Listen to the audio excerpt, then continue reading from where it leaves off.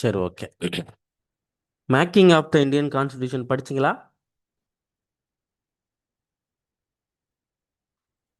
படித்தோம் சார். ம். சரி. அரசியல் நிர்ணய சபையில் எத்தனை உறுப்பினர்கள் வந்து இருந்தாங்க? தெரிஞ்சவங்க யாராவது ஒரு ஆள் மட்டும் சொல்லுங்க. 389. 389. சூப்பர். இப்போ சொன்னவங்க சொல்ல வேண்டாம். அரசியல் நிர்ணய சபையோட முதல் கூட்டம் எப்போது நடைபெற்றது? அரசியல் நிர்ணய சபையோட முதல் கூட்டம் எப்போது நடைபெற்றது? December 9, December 9. ஆண்டு 1940. 1946. Very good. குறிக்கோள் தீர்மானம் எப்போது ஏற்றுக்கொள்ளப்பட்டது?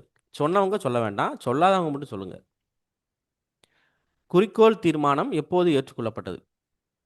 ஜனவரி 22, 1947. ஜனவரி 22, 1947. சரி. இந்திய அரசியலமைப்பு நிர்ணய சபையின் கடைசி கூட்டம் நடைபெற்ற நாள் எப்போது?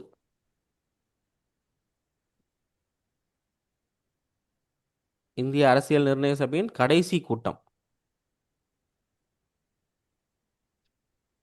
24th January 1950, sir. ஜனவரி 24, 1950. வரைக்கும் நினைக்கிறேன். 1950. சரி. சொன்னவங்க சொல்ல வேணாம்ப்பா, சொல்லாதவங்க சொல்லுங்க. இது ரொம்ப முக்கியமானது. இந்திய அரசியலமைப்பு எப்போது ஏற்றுக்கொள்ளப்பட்டது? 1950. ஏற்றுக்கொள்ளப்பட்டது 1950. ஏற்றுக்கொள்ளப்பட்டது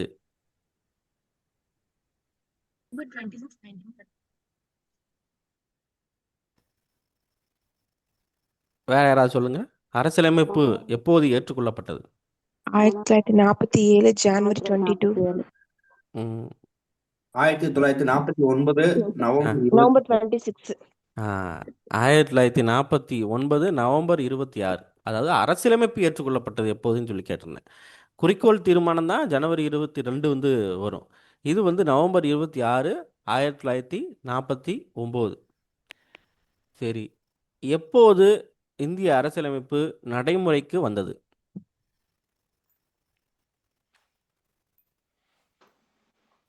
ஜனவரி 26, ஆ 1950. ரைட். ஜனவரி 26, 1950 வந்து நடைமுறைக்கு வந்து வந்துச்சு. அரசியலமைப்பு நிர்ணய சபையின் தற்காலிக தலைவராக தேர்வு செய்யப்பட்டவர் யார்? சச்சிதானந்த சின்ஹா. டாக்டர் சச்சியானந்த சின்ஹா. சரி. அரசியல் நிர்ணய சபையின் தலைவர் யார்? டாக்டர் அம்பேத்கர். ராஜேந்திர அம்பேத்கரா? அம்பேத்கர் ராஜேந்திர வந்து பிரசாத். ராஜேந்திர பிரசாத். அதாவது கேள்வி நல்லா வந்து கவனிங்க. அரசியல் நிர்ணய சபையோட தலைவர்னு தான் கேட்டேன். அம்பேத்கர் வந்து எதுக்கு வருவார் அப்படின்னா வரைவுக்குழுவோட தலைவராக தான் வருவார். சரிங்களா? சரி. வரைவுக்குழு எத்தனை உறுப்பினர்களை கொண்டிருந்தது? 7. 7 7. உறுப்பினர்கள். Super super. 7 உறுப்பினர்களை கொண்டிருந்தது. வரைவுக்குழுவின் தலைவராக அம்பேத்கர் நியமனம் செய்யப்பட்ட நாள் எப்போது? ஆகஸ்ட் 29, 1947. ஆகஸ்ட் 29, 29, 1947. 1947. சூப்பர். இப்போ அரசியல் நிர்ணய சபையில் 389 உறுப்பினர்கள் இருந்தாங்க இல்லையா? அதில் சுதேச அரசுல இருந்து எத்தனை பிரதிநிதிகள் நியமனம் செய்யப்பட்டாங்க? 93. 93. Very good. சரி, நம்ம வந்து இன்னைக்குரிய கிளாஸ்க்கு வந்து போகலாம். இன்னைக்கு நம்ம என்ன பார்க்க போகிறோம் அப்படின்னா அட்டவணை அட்டவணை வந்து பார்க்க போகிறோம். அதுக்கப்புறம் சோர்சஸ் வந்து பார்க்க போகிறோம். அதுக்கப்புறம் யூனியன் அண்ட் இட்ஸ் டெரிட்டோரி அப்படிங்கிற இந்த டாபிக் வந்து பார்க்க போகிறோம்.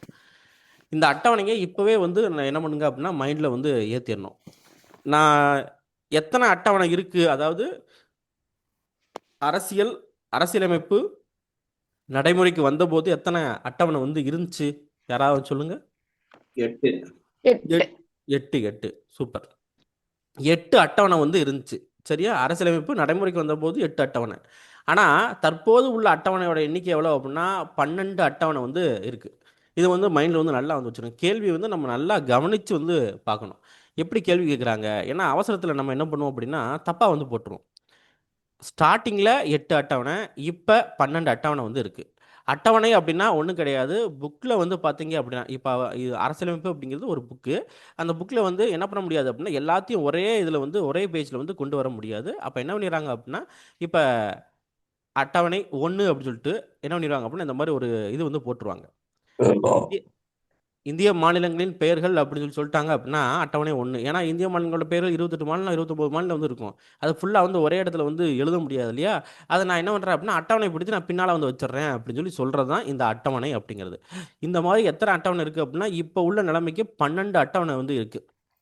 சரி, இப்போ வந்து பாருங்கள், இதில் ஃபஸ்ட்டு அட்டவணை, இதில் இந்த ஆர்டிக்கல் அப்படிங்கிறது நீங்கள் இப்போ வந்து நீங்கள் வந்து தெரிஞ்சுக்க வந்து வேண்டாம். இது வந்து ஜஸ்ட்டு வந்து என்ன பண்ணுங்க அப்படின்னா அடுத்து முதல்ல வந்து அட்டவணை வந்து தெரிஞ்சுக்கோங்க. அதுக்கப்புறம் கொஞ்சம் நாள் கழித்து இந்த ஆர்டிக்கல் வந்து என்ன பண்ணுங்க அப்படின்னா பார்த்துக்கோங்க. இப்போ நம்மளுக்கு என்ன தேவை அப்படின்னா ஃபஸ்ட் அட்டவணையில் என்ன இருக்குது, செகண்ட் அட்டவணையில் என்ன இருக்குது, தேர்ட் அட்டவணையில் என்ன இருக்குது, இதுதான் நம்மளுக்கு வந்து தேவை. முதல் அட்டவணையில் என்ன இருக்குது அப்படின்னா மாநிலங்களோட பெயர்கள், பிராந்திய அதிகார வரம்பு இது வந்து கொடுத்துருப்பாங்க. யூனியன் பிரதேசத்தோட பெயர், அதோட பரப்பளவு வந்து கொடுத்துருப்பாங்க. முதல் அட்டவணைனா மைண்டில் வந்து என்ன வச்சுக்கோங்க அப்படின்னா இந்தியாவில் உள்ள மாநிலங்களோட பெயர், யூனியன் பிரதேசங்களோட பெயர், அதோட பரப்பளவு, அவ்வளோதான். இது மட்டும் தெரிஞ்சுக்கிட்டா போதும். வேறு எதுவும் இந்த அளவுக்கு இந்த பிராந்திய அதிகார வரம்பு அப்படிலாம் வந்து பார்க்கணுன்னு அவசியம் இல்லை. இந்தியாவில் உள்ள மாநிலம் ப்ளஸ் யூனியன் பிரதேசம், யூனியன் டெரிட்டரியோட பெயரும் அதோட பரப்பளவும் கொடுத்துருப்பாங்க. அதாவது இப்போ ஒரு மாநிலம் இருக்குது அப்படின்னா அந்த மாநிலம், இப்போ தமிழ்நாடுன்னு இருக்குன்னா தமிழ்நாடு மாநிலம், தமிழ்நாடு மாநிலத்தோட பரப்பளவு இதெல்லாம் வந்து என்ன பண்ணியிருப்பாங்க அப்படின்னா கொடுத்துருப்பாங்க. அதோட எல்லை இது எல்லாமே வந்து பார்த்திங்க அப்படின்னா முதல் அட்டவணையில் வந்து கொடுத்துருப்பாங்க. சரியா? அப்போ முதல் அட்டவணைனா மைண்டுக்கு வர்றது என்னவாக இருக்கணும் அப்படின்னா இந்தியாவோட மாநிலம் பெயர்கள் அப்படிங்கிறது மைண்டில் வந்து வரணும் ஃபஸ்ட்டு. அடுத்த 2வது அட்டவணை வந்து பார்த்தீங்க அப்படின்னா சேலரி, அதாவது நம்ம இந்தியாவில் ஹை போஸ்டிங்கில் உள்ள நபர்களோட சேலரி பற்றின விஷயங்கள் எல்லாமே வந்து 2வது அட்டவணையில் வந்து இருக்கும். அதாவது இந்த பதவியில் இருக்கிற அதிகாரிகளுக்கு இவ்வளோ ஊதியம் வந்து கொடுக்கணும் அப்படிங்கிறது 2வது அட்டவணையில் வந்து வச்சுருக்காங்க. யார் யாருக்கெல்லாம் வச்சுருக்காங்க அப்படின்னா எல்லாமே ஹை போஸ்டிங்கில் உள்ள நபர்கள். ஃபஸ்ட்டு நம்ம இந்திய குடியரசுத் தலைவர், அடுத்து மாநில ஆளுநர், அடுத்து சபாநாயகர், துணை சபாநாயகர், ராஜ்யசபா தலைவர், துணைத் தலைவர். இப்போ யாராவது சொல்லுங்க பார்க்கலாம், லோக்சபா அப்படின்னா என்ன, ராஜ்யசபா அப்படின்னா என்ன? அதாவது தெரிஞ்சவங்க சொல்லாதீங்க. சரியா? லோக்சபானா என்ன, ராஜ்யசபானா என்ன?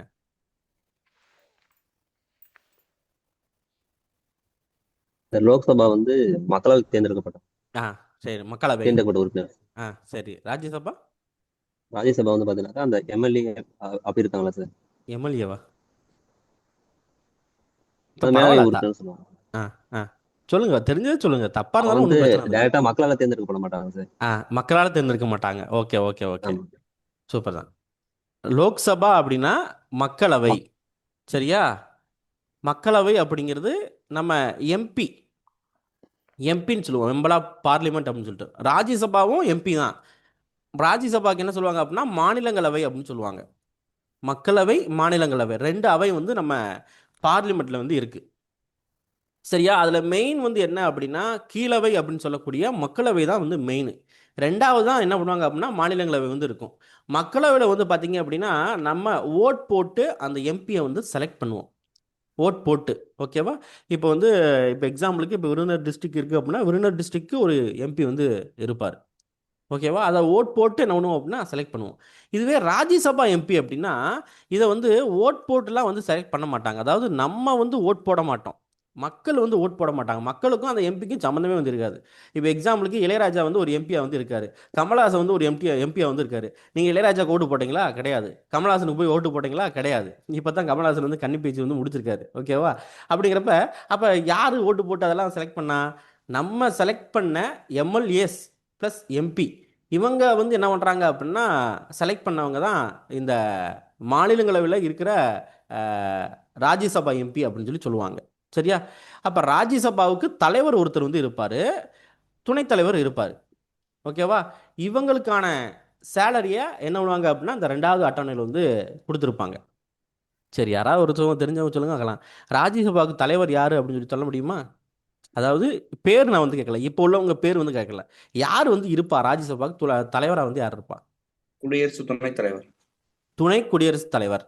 எப்பயுமே வந்து பார்த்தீங்க அப்படின்னா ராஜ்யசபாவுக்கு தலைவர் யார் அப்படின்னா துணை குடியரசுத் தலைவர் தான் வந்து இருப்பார். ஓகேவா? அவருக்கு ஒரு துணைத் தலைவர் வந்து இருப்பாங்க. ஓகே, அடுத்தா வந்து பாருங்க, சட்டமன்றத்தில் இருக்கிற சபாநாயகர், துணை சபாநாயகர். அதாவது மாநிலத்தில் சட்டமன்றம், நம்ம தமிழ்நாடு இருக்குது அப்படின்னா தமிழ்நாடு சட்டமன்றம் இருக்கா, சென்னையில் இருக்கா, அங்கே உள்ள சபாநாயகருக்கும் துணை சபாநாயகருக்கும் என்ன பண்ணுவாங்க அப்படின்னா சேலரி எவ்வளோ அப்படின்னு சொல்லிட்டு கொடுத்துருப்பாங்க. அடுத்து மாநிலங்களில் சட்டமன்ற குழுவோட தலைவர், துணைத் தலைவர். சரியா? அடுத்து டீம் வந்து ஃபார்ம் பண்ணியிருப்பாங்க, அந்த தலைவர். அடுத்து உச்சநீதிமன்ற நீதிபதிகள், உயர்நீதிமன்ற நீதிபதிகள், இந்திய கணக்காய்வாளர் சிஏஜி அப்படின்னு சொல்லுவாங்க, தணிக்கையாளர். சிஏஜின்னா இந்திய தலைமை கணக்கு தணிக்கையாளர் அப்படின்னு சொல்லுவாங்க. இங்கே வந்து கணக்காய்வாளர் அப்படின்னு சொல்லி கொடுத்துருக்காங்க. இந்த மாதிரி ஹை போஸ்டிங்கில் உள்ளவங்களுக்கு மட்டும்தான் என்ன பண்ணியிருக்காங்க அப்படின்னா சேலரியை பற்றின எக்ஸ்ப்ளனேஷன் வந்து இந்த 2வது அட்டவணையில் வந்து கொடுத்துருப்பாங்க.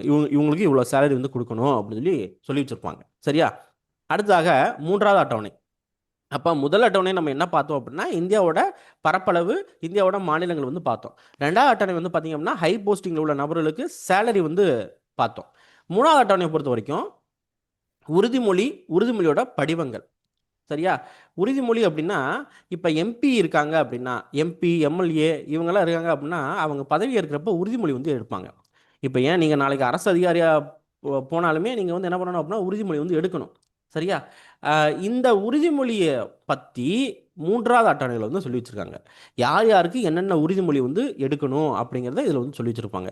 யாருக்கெல்லாம் வந்து உறுதிமொழி எடுக்கிறத பற்றி சொல்லியிருப்பாங்க அப்படின்னா மத்திய அமைச்சர்களுக்கு, பாராளுமன்ற தேர்தலுக்கான வேட்பாளர்கள், அதாவது எம்பி எலெக்ஷன் வந்து நடக்கும் இல்லையா, அப்போ வந்து நாமினேட் பண்ணுவாங்க.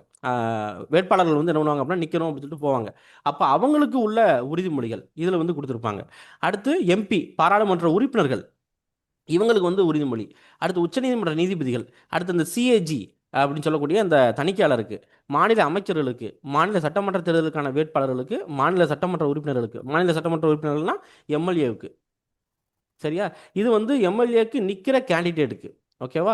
உயர்நீதிமன்ற நீதிபதிகள் இவங்களுக்கு எல்லாமே வந்து பார்த்தீங்க அப்படின்னா இந்த உறுதிமொழிக்கான படிவங்கள் 3வது அட்டவணையில் வந்து என்ன பண்ணியிருக்காங்க அப்படின்னா கொடுத்துருக்காங்க. என்னென்ன உறுதிமொழி எடுத்துருக்கணும் அப்படின்னு சொல்லிட்டு.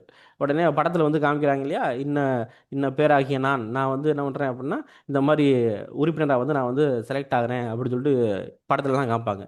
அந்த இது வந்து பார்த்தீங்க அப்படின்னா இந்த 3வது அட்டவணையில் சொல்லியிருப்பாங்க இவங்களுக்கு இப்படி தான் வந்து உறுதிமொழி எடுக்கணும் அப்படின்னு சொல்லிட்டு. அப்போ முதல் அட்டவணை பெயர், 2வது அட்டவணை வந்து பார்த்தீங்க அப்படின்னா சம்பளம், 3வது அட்டவணை வந்து பார்த்தீங்க அப்படின்னா உறுதிமொழி அப்படிங்கிறது. அடுத்து 4வது அட்டவணையை பொறுத்த வரைக்கும் என்ன சொல்கிறாங்க அப்படின்னா ராஜ்யசபாவில் மாநிலங்கள், யூனியன் பிரதேசங்களுக்கான இடத்தை ஒதுக்குறது. அதாவது ஷார்ட்டாக சொல்லணும் அப்படின்னா ராஜ்யசபா இடஒதுக்கீடு. இப்போ ஒரு மாநிலத்துக்கு ராஜ்யசபாவில் எத்தனை பேர் வந்து எத்தனை சீட்டு வந்து ஒதுக்கலாம் அப்படிங்கிறது. இந்த மாநிலத்துக்கு இவ்வளோதான் அப்படின்னு சொல்லிட்டு நம்ம மக்கள் தொகை அடிப்படையில் என்ன பண்ணி வச்சுருப்பாங்க அப்படின்னா ராஜ்யசபா சீட்டு வந்து ஒதுக்கி வச்சுருப்பாங்க. அப்போ ஒவ்வொரு மாநிலத்துக்கும் இவ்வளோ ராஜ்யசபா சீட் அப்படின்னு சொல்லிட்டு ஒதுக்கி வச்சுருப்பாங்க. அது எவ்வளோ அப்படின்னு சொல்லிட்டு இந்த 4வது அட்டவணையில் வந்து ஒவ்வொரு மாநிலத்துக்கும் 4வது அட்டவணை வந்து குறிப்பிட்டிருப்பாங்க. அப்போ 4வது அட்டவணை என்ன அப்படின்னா ராஜ்யசபா இடஒதுக்கீடு அப்படிங்கிறது. அடுத்ததாக 5வது அட்டவணை. 5வது அட்டவணை என்ன அப்படின்னா schedule caste and schedule tribes. ஷார்ட்டாக வந்து ஞாபகம் வச்சுக்கோங்க. பட்டியல் பகுதிகள், பட்டியல் பழங்குடியினர் நிர்வாகம், கட்டுப்பாடு தொடர்பான விதிகள் கொடுத்துருக்காங்க. நீங்கள் என்ன பண்ணுங்க அப்படின்னா எஸ்சி எஸ்டிக்கான விஷயங்களை 5வது அட்டவணை வந்து சொல்லியிருக்காங்க. ஏன் அப்படின்னா இப்போ வந்து பாருங்கள் நிறையா கம்யூனிட்டிஸ் வந்து இருக்குது.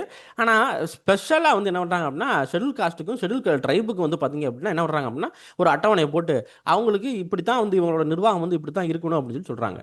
காரணம் என்ன அப்படின்னா அந்த காலத்தில் அப்ரஷன், அதாவது அந்த அளவுக்கு வந்து என்ன பண்ணிருக்காங்க அப்படின்னா ஷெட்யூல் காஸ்ட்டுக்கும் ஷெட்யூல் ட்ரைப்புக்கும் வந்து பார்த்தீங்க அப்படின்னா கொஞ்சம் கீழே வந்து வச்சிருக்காங்க. ஸோ கொஞ்சம் மேலே வந்து வரணும் அப்படிங்கிறதுக்காக என்ன பண்ணிருக்காங்க அப்படின்னா அந்த அஞ்சா ஆட்டனை தூக்கி என்ன பண்ணிருக்காங்க அப்படின்னா இவங்களுக்காக அவங்கள எப்படி நிர்வாகம் பண்ணணும் அப்படிங்கிற விஷயங்கள் முதற்கொண்டு வந்து சொல்லியிருக்காங்க.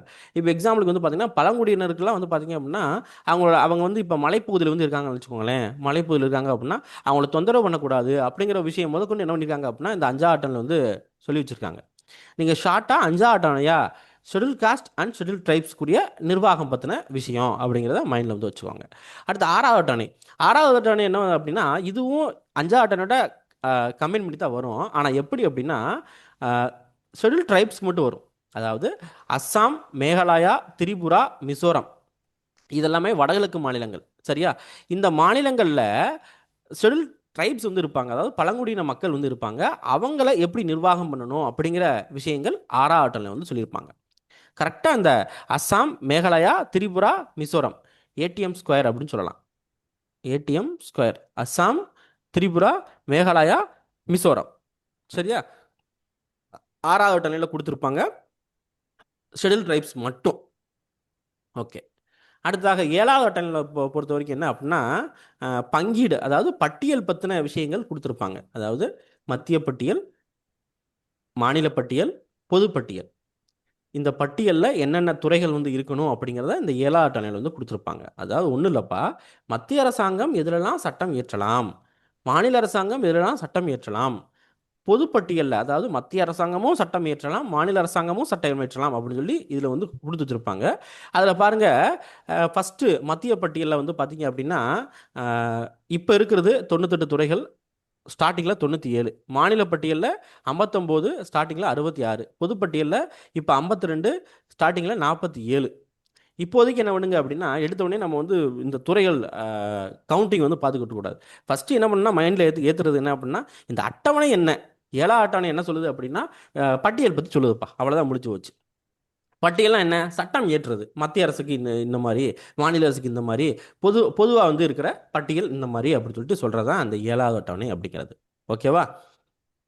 அதுக்கப்புறம் முதல்ல இதை ஏற்றிட்டு அதுக்கப்புறம் என்ன பண்ணுங்க அப்படின்னா இதில் என்னென்ன மத்திய பட்டியலில் இவ்வளோ துறைகள் வந்து இருந்துச்சு, மாநில பட்டியலில் இவ்வளோ துறைகள் வந்து இருந்துச்சு, பொதுப்பட்டியலில் இவ்வளோ துறைகள் இருந்துச்சு அப்படிங்கிறத மைண்டில் வந்து ஏற்றணும். அடுத்ததாக வந்து பாருங்கள் எட்டாவது அட்டவணை. எட்டாவது அட்டவணை முக்கியமான ஒரு அட்டவணை, ஏன்னா இதுக்கு முன்னால் நிறைய டைம் வந்து கேட்டிருக்காங்க. எட்டாவது அட்டவணை பொறுத்த வரைக்கும் எதை பற்றி பேசுது அப்படின்னா அங்கீகரிக்கப்பட்ட மொழிகள். அதாவது இந்தியாவில் நிறைய பலதரப்பட்ட மொழிகள் வந்து இருக்குது.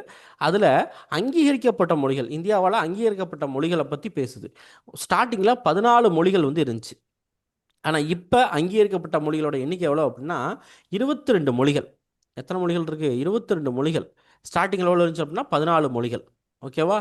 அந்த மொழிகள் இந்த இருக்குது, இவ்வளோ மொழிகள் வந்து இருக்குது. நான் இத்தனையும் நான் வந்து வாசிக்கல. இப்போ ஜஸ்ட் என்ன பண்ணுறேன் அப்படின்னா எட்டாவது அட்டவணையில் 14 மொழி வந்து இருந்துச்சு, இப்போ 22 மொழி இருக்குது அப்படிங்கிறத மட்டும் வந்து சொல்லிக்கிறேன். அடுத்து இந்த விஷயங்கள் ரொம்ப ரொம்ப முக்கியம். சிந்தி மொழி வந்து பார்த்தீங்க அப்படின்னா 1967 வந்து பார்த்தீங்க அப்படின்னா 21வது திருத்தச் சட்டத்தின் மூலமாக வந்து என்ன பண்ணுறாங்க அப்படின்னா ஆட் பண்ணுறாங்க சிந்தி மொழி. 1967 21வது திருத்தச் சட்டம். கொங்கணி, மணிப்புரி, நேபாளி இது வந்து 1992 71வது திருத்த சட்டத்தின் மூலமாக வந்து ஆட் பண்ணுறாங்க. போடோ, டோங்ரி, மைதிலி, சந்தாலி இது வந்து 2003 92வது சட்டத்தின் மூலமாக சேர்த்துருக்காங்க. இந்த மூணுமே வந்து ரொம்ப ரொம்ப முக்கியமான ஒன்று.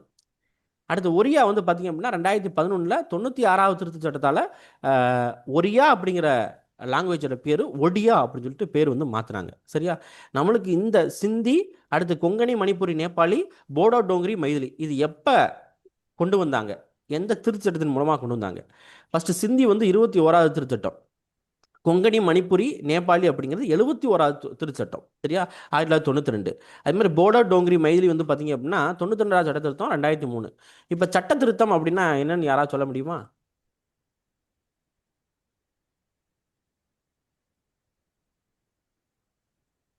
சட்ட திருத்தம் அப்படின்னா என்ன? தெரிஞ்சவங்க சொல்லுங்க பார்க்கலாம். சட்டத்தை தப்பா நடைமுறைக்கு மாத்துறது. சட்டத்தை திருத்துறதா? ம். சரி. அதாவது அரசியலமைப்பு வந்து பார்த்தீங்க அப்படின்னா எழுதி வச்சுருப்பாங்க. அந்த இதில் வந்து பார்த்தீங்கன்னா ஸ்டார்டிங்கில் 1951லேயே என்ன பண்ணிட்டாங்க அப்படின்னா திருத்த ஆரம்பிச்சிட்டாங்க. திருத்த ஆரம்பிக்கிறது அப்படின்னா அங்கே ஒன்று அந்த அரசியலமைப்பு வந்து பார்த்தீங்க அப்படின்னா கொஞ்சம் மாற்றி வந்து எழுதுவாங்க, இல்லைன்னா கொஞ்சம் உள்ளே வந்து பார்த்தீங்க அப்படின்னா ஆட் பண்ணுவாங்க. சரியா, இதுதான் சட்ட திருத்தம் அப்படின்னு சொல்லி சொல்லுவாங்க.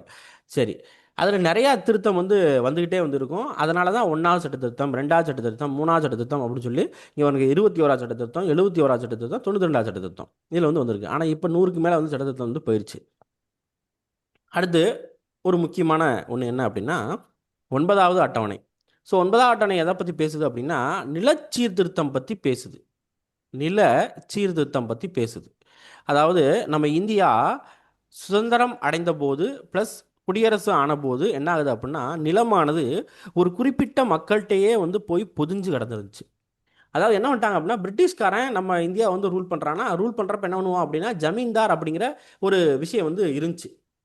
இந்த ஜமீன்தார்கள் என்ன பண்ணுவாங்க அப்படின்னு கேட்டால் அந்த நிலத்தை வந்து ஆள்வாங்க. அங்கே மக்கள்கிட்ட வரி வாங்கி பிரிட்டிஷ்காரனுக்கு கொடுத்துக்கிட்டு இருந்தாங்க.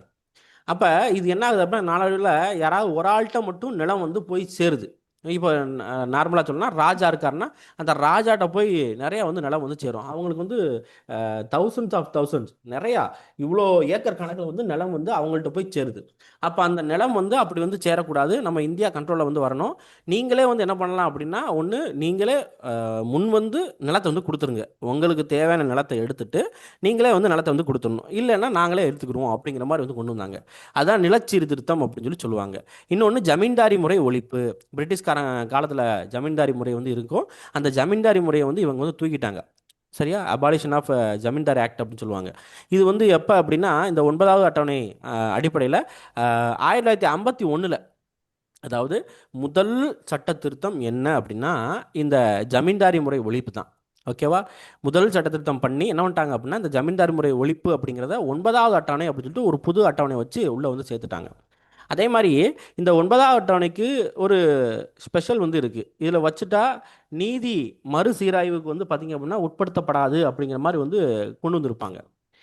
நீதி மறுசீராய்வுன்னு யாராவது சொல்ல முடியுமா? நீதி மறுசீராய்வுனா என்ன அப்படின்னு சொல்லிட்டு?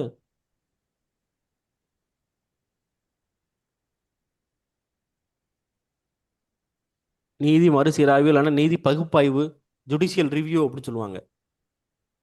யாருக்கா தெரியுமா? நீதிமன்றத்தை நாட முடியாதுங்க. நீதிமன்றத்தை நாட முடியாது. சரி, கரெக்டு. என்ன அப்படின்னா நீதிமன்றத்தை நாட முடியாதுன்னு சொல்கிறத விட நீதிமன்றம் இதில் தலையிடாது அப்படின்னு சொல்லி சொல்லலாம். சரியா, அதுதான் வந்து இந்த நீதி பகுப்பாய்வு, நீதி சீராய்வு அப்படின்னு சொல்லி சொல்லுவாங்க, ஜுடிஷியல் ரிவ்யூ அப்படின்னு சொல்லிட்டு.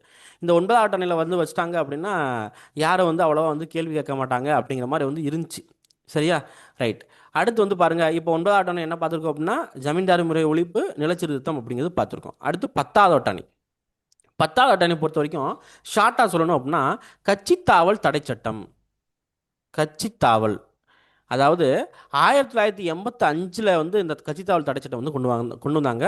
52வது சட்ட திருத்தம் ரொம்ப முக்கியமான சட்ட திருத்தம் இந்த இது வந்து கேட்பாங்க. அதாவது எந்த சட்ட திருத்தத்தின் மூலமாக 10வது அட்டவணை வந்து கொண்டு வரப்பட்டது அப்படின்னு சொல்லி கேட்பாங்க. எந்த சட்ட திருத்தம் அப்படின்னா 52வது சட்ட திருத்தம் 1985 அப்படிங்கிறது. சரியா, கட்சித்தாவல் அப்படிங்கிறது ஒன்றும் இல்லை, ஒரு கட்சியில் நம்ம வந்து நின்றுருக்கோம், நின்று எம்எல்ஏவோ எம்பியோ சீட் வந்து வாங்கிட்டோம். நம்ம வாங்கினதுக்கப்புறம் என்ன பண்ணக்கூடாது அப்படின்னா வேற ஒரு கட்சிக்கு வந்து போகக்கூடாது. அப்படி போனால் உங்களுக்கு கட்சித்தாவல் அப்படிங்கிற ஒரு சட்டத்தின் மூலமாக அவங்க மேலே நடவடிக்கை வந்து எடுப்பாங்க. இதுதான் என்ன சொல்கிறாங்க அப்படின்னா கட்சித்தாவல் தடை சட்டம் அப்படின்னு சொல்லி சொல்கிறாங்க. ஓகேவா, அதே மாதிரி இந்த கட்சித்தாவல் தடை சட்டத்தில் யார் வந்து மெயினான ஆள் அப்படின்னா சபாநாயகர் தான் மெயினான ஆள். அவர் தான் வந்து முடிவெடுக்கிற அதிகாரம் அவருக்கு தான் வந்து இருக்குது. இங்கே வந்து பிரைம் மினிஸ்டருக்கோ இல்லை அப்படின்னா பிரசிடெண்ட்டுக்கோ முடிவு வந்து கிடையாது, சபாநாயகருக்கு தான். அவர் எடுக்கிற முடிவு தான் வந்து இங்கே வந்து ஃபைனல். ஓகேவா, கட்சித்தாவல் தடை சட்டத்துக்கு. அப்போ 10வது அட்டவணையில் என்ன சொல்கிறாங்க அப்படின்னா கட்சித்தாவல் தடை சட்டம் வந்து சொல்கிறாங்க. அடுத்து 11வது அட்டவணை. 11வது அட்டவணை ஷார்ட்டாக சொல்லணும் அப்படின்னா பஞ்சாயத்து ராஜ்.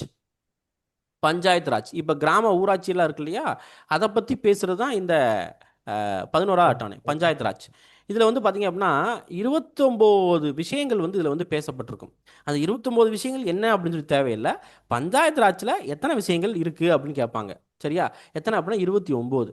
அதே மாதிரி இது எப்போ வந்து சேர்த்தாங்க அப்படின்னா, இந்த அட்டவணை எப்போ சேர்த்தாங்க அப்படின்னா, இதுவும் முக்கியம். என்ன அப்படின்னா 73வது சட்டத்திட்டத்தின் மூலமாக 1992 வந்து சேர்த்தாங்க. 73 1992. ஓகேவா? அதே மாதிரி இதுக்கு அடுத்து வர்ற 12வது சட்ட திருத்தமும் சேம் அதே ஆண்டு தான். ஆனால் அடுத்த சட்ட திருத்தம் 74வது சட்ட திருத்தம். 12வது அட்டவணை என்ன சொல்லுது அப்படின்னா, நகர்பாலிகா அல்லது நகராட்சி அப்படின்னு சொல்லி ஞாபகம் வச்சுக்கோங்க.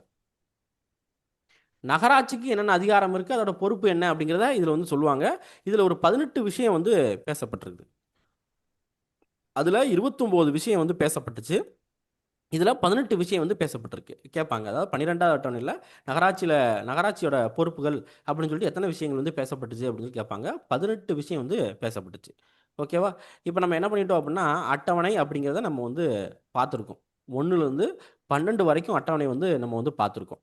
திரும்ப ஒரு டைம் வந்து நான் வந்து ஷார்ட்டாக வந்து சொல்கிறேன். இந்த அட்டவணை மட்டும் என்னென்ன இருக்குது அப்படிங்கிறத சொல்கிறேன். மைண்டில் வந்து வச்சுக்கோங்க. ஃபஸ்ட்டு அட்டவணையை பொறுத்த வரைக்கும் என்ன பேசுது அப்படின்னா, இந்தியாவோட மாநிலம், பெயர், பரப்பளவு வந்து பேசுது. செகண்ட் அட்டவணையை பொறுத்த வரைக்கும் சேலரி பற்றி பேசுது. தேர்ட் அட்டவணையை பொறுத்த வரைக்கும் உறுதிமொழி மட்டும் மைண்டில் வச்சுக்கோங்க. உறுதிமொழி பற்றி பேசுது. ஃபோர்த் அட்டவணையை பொறுத்த வரைக்கும் என்ன அப்படின்னா, ராஜ்யசபா இடஒதுக்கீடு. 5வது வந்து பார்த்தீங்க அப்படின்னா, schedule caste and schedule try பற்றி பேசுது. 6வது அட்டவணை ஷெட்யூல் ட்ரைப் மட்டும் பற்றி பேசுது. ஆனால் ஒரு 4 மாநிலங்கள் ஏடிஎம் ஸ்கொயர், அஸ்ஸாம், மேகாலயா, திரிபுரா, மிசோரம், இந்த மாநிலங்களில் உள்ள ஷெட்யூல் ட்ரைப்ஸ் பற்றி பேசுது. சரியா? 7வது அட்டவணையை பொறுத்த வரைக்கும் பட்டியல், துறை ஒதுக்கீடு அப்படின்னு சொல்லலாம். மத்திய பட்டியல், மாநில பட்டியல், பொதுப்பட்டியல் அப்படிங்கிறது. 8வது அட்டவணை மொழிகள். 9வது அட்டவணையை பொறுத்த வரைக்கும் என்ன அப்படின்னா, நிலச்சீர்திருத்தம், ஜமீன்தாரி முறை ஒழிப்பு. 10வது அட்டவணை கட்சித்தாவல் தடை சட்டம். 11 வந்து பார்த்தீங்க அப்படின்னா பஞ்சாயத்து ராஜ். 12 நகராட்சி அப்படிங்கிறது. ஓகேவா? சரி, இப்போ யாராவது தெரிஞ்சவங்க சொல்லுங்க. 8வது அட்டவணையில் வந்து என்ன வந்து சொல்லியிருக்காங்க? மொழிகள். சூப்பர். ஸ்டார்டிங்கில் அங்கீகரிக்கப்பட்ட மொழிகள் எத்தனை வந்து இருந்துச்சு? 14. 14. ஓகே. கட்சித்தாவல் தடை சட்டம் இருக்கு இல்லையா, அது வந்து எந்த வருஷம் கொண்டு வந்தாங்க? 1985. 1985. சூப்பர்.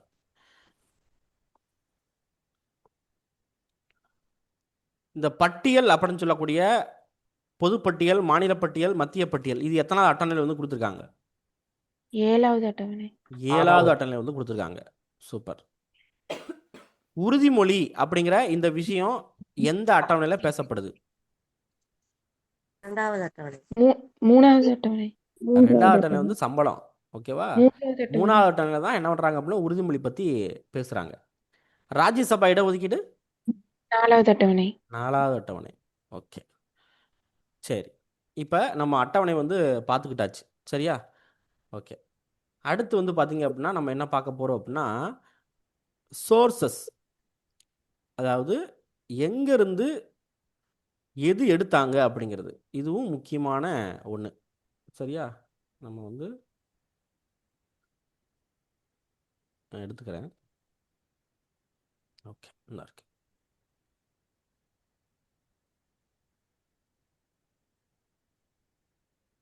இந்திய அரசியலமைப்போட மூல ஆதாரங்கள் அப்படின்னு சொல்லலாம். நான் இங்கிலீஷில் வந்து சோர்சஸ் அப்படின்னு சொல்லி சொல்கிறேன். எந்தெந்த சட்டங்கள் எங்கெங்கிருந்துலாம் வந்து காப்பி பண்ணாங்க அப்படிங்கிறது வந்து கொடுத்துருப்பாங்க. முக்கியமான விஷயங்கள் மட்டும் வந்து கொடுத்துருப்பாங்க. சரியா? இது நம்ம ஸ்கூல் புக்லேயே வந்து இருக்குது. பள்ளி புத்தகத்தில் இருக்கிறது தான் இது. ஓகேவா? சரி, இப்போ வந்து பாருங்கள். ஃபஸ்ட்டு மெயின் என்ன அப்படின்னா, இந்திய அரசாங்க சட்டம் 1935. இந்த இந்திய அரசாங்க சட்டம் 1935 பொறுத்த வரைக்கும் என்ன அப்படின்னா, ரொம்ப மெயினான ஒரு சட்டம் அப்படின்னு சொல்லிட்டு நான் ஏற்கனவே வந்து சொல்லியிருக்கேன். நம்ம ஃபர்ஸ்ட் கிளாஸ் பார்க்குறப்ப நம்ம வந்து பார்த்தோம் இந்திய அரசாங்க சட்டம் 1935 அப்படின்னு சொல்லிட்டு. சரி, இதில் என்னெல்லாம் எடுத்துக்காங்க அப்படின்னா, கூட்டாட்சி விதிகள் வந்து காப்பி பண்ணியிருக்காங்க. கூட்டாட்சி விதிகள். அடுத்து வந்து ஆளுநர் பதவியை காப்பி பண்ணியிருக்காங்க. நம்மளுக்கு இப்போ வந்து ஆளுநர் இருக்காங்க இல்லையா, அந்த பதவி வந்து காப்பி பண்ணியிருக்காங்க. நீதித்துறையை வந்து காப்பி பண்ணியிருக்காங்க. பொது தேர்வாணையங்கள், நம்ம யூபிஎஸ்சி, டிஎன்பிஎஸ்சி இருக்கு இல்லையா, அதை காப்பி பண்ணியிருக்காங்க. நெருக்கடி கால விதிகள் 352, 356, 360, இதெல்லாம் வந்து நெருக்கடி கால விதிகள் அப்படின்னு சொல்லுவாங்க. அதை வந்து காப்பி பண்ணியிருக்காங்க. நிர்வாக விவகாரங்கள், இதையும் காப்பி பண்ணியிருக்காங்க. இது எல்லாமே எதிலிருந்து எடுத்திருக்காங்க அப்படின்னா 1935 இந்திய அரசு சட்டத்தின் மூலமாக வந்து எடுத்திருக்காங்க. நீங்கள் இதில் மெயினாக தெரிஞ்சுக்க வேண்டியது என்ன அப்படின்னா, கூட்டாட்சி விதியை வந்து தூக்கியிருக்காங்க, ஆளுநர் பதவி வந்து எடுத்திருக்காங்க, நீதித்துறை எடுத்திருக்காங்க, அடுத்து நெருக்கடி கால விதிகள் வந்து எடுத்திருக்காங்க. இது மைண்டில் வந்து எப்பயுமே வந்து இருக்கணும். நெருக்கடி கால அதிகாரங்கள் எங்கேருந்து எடுத்திருக்காங்க அப்படின்னா, இந்திய அரசாங்க சட்டம் 1935 எடுத்திருக்காங்க. சரியா? ரைட். அடுத்து ஒரு நாட்டிலேருந்து எடுத்தது. இப்போ நம்ம எதுலேருந்து எடுத்துருக்காங்கன்னா, இந்திய அரசாங்க சட்டம் 1935 இதை வந்து எடுத்துருக்காங்க. அடுத்து ஒரு நாட்டிலேருந்து ஒரு இது வந்து எடுத்திருப்பாங்க. அதில் பார்க்குறப்ப ஃபஸ்ட்டு நம்மளை ரூல் பண்ண பிரிட்டன்லேருந்து என்ன எடுத்துருக்காங்க அப்படின்னா, நாடாளுமன்ற அரசு.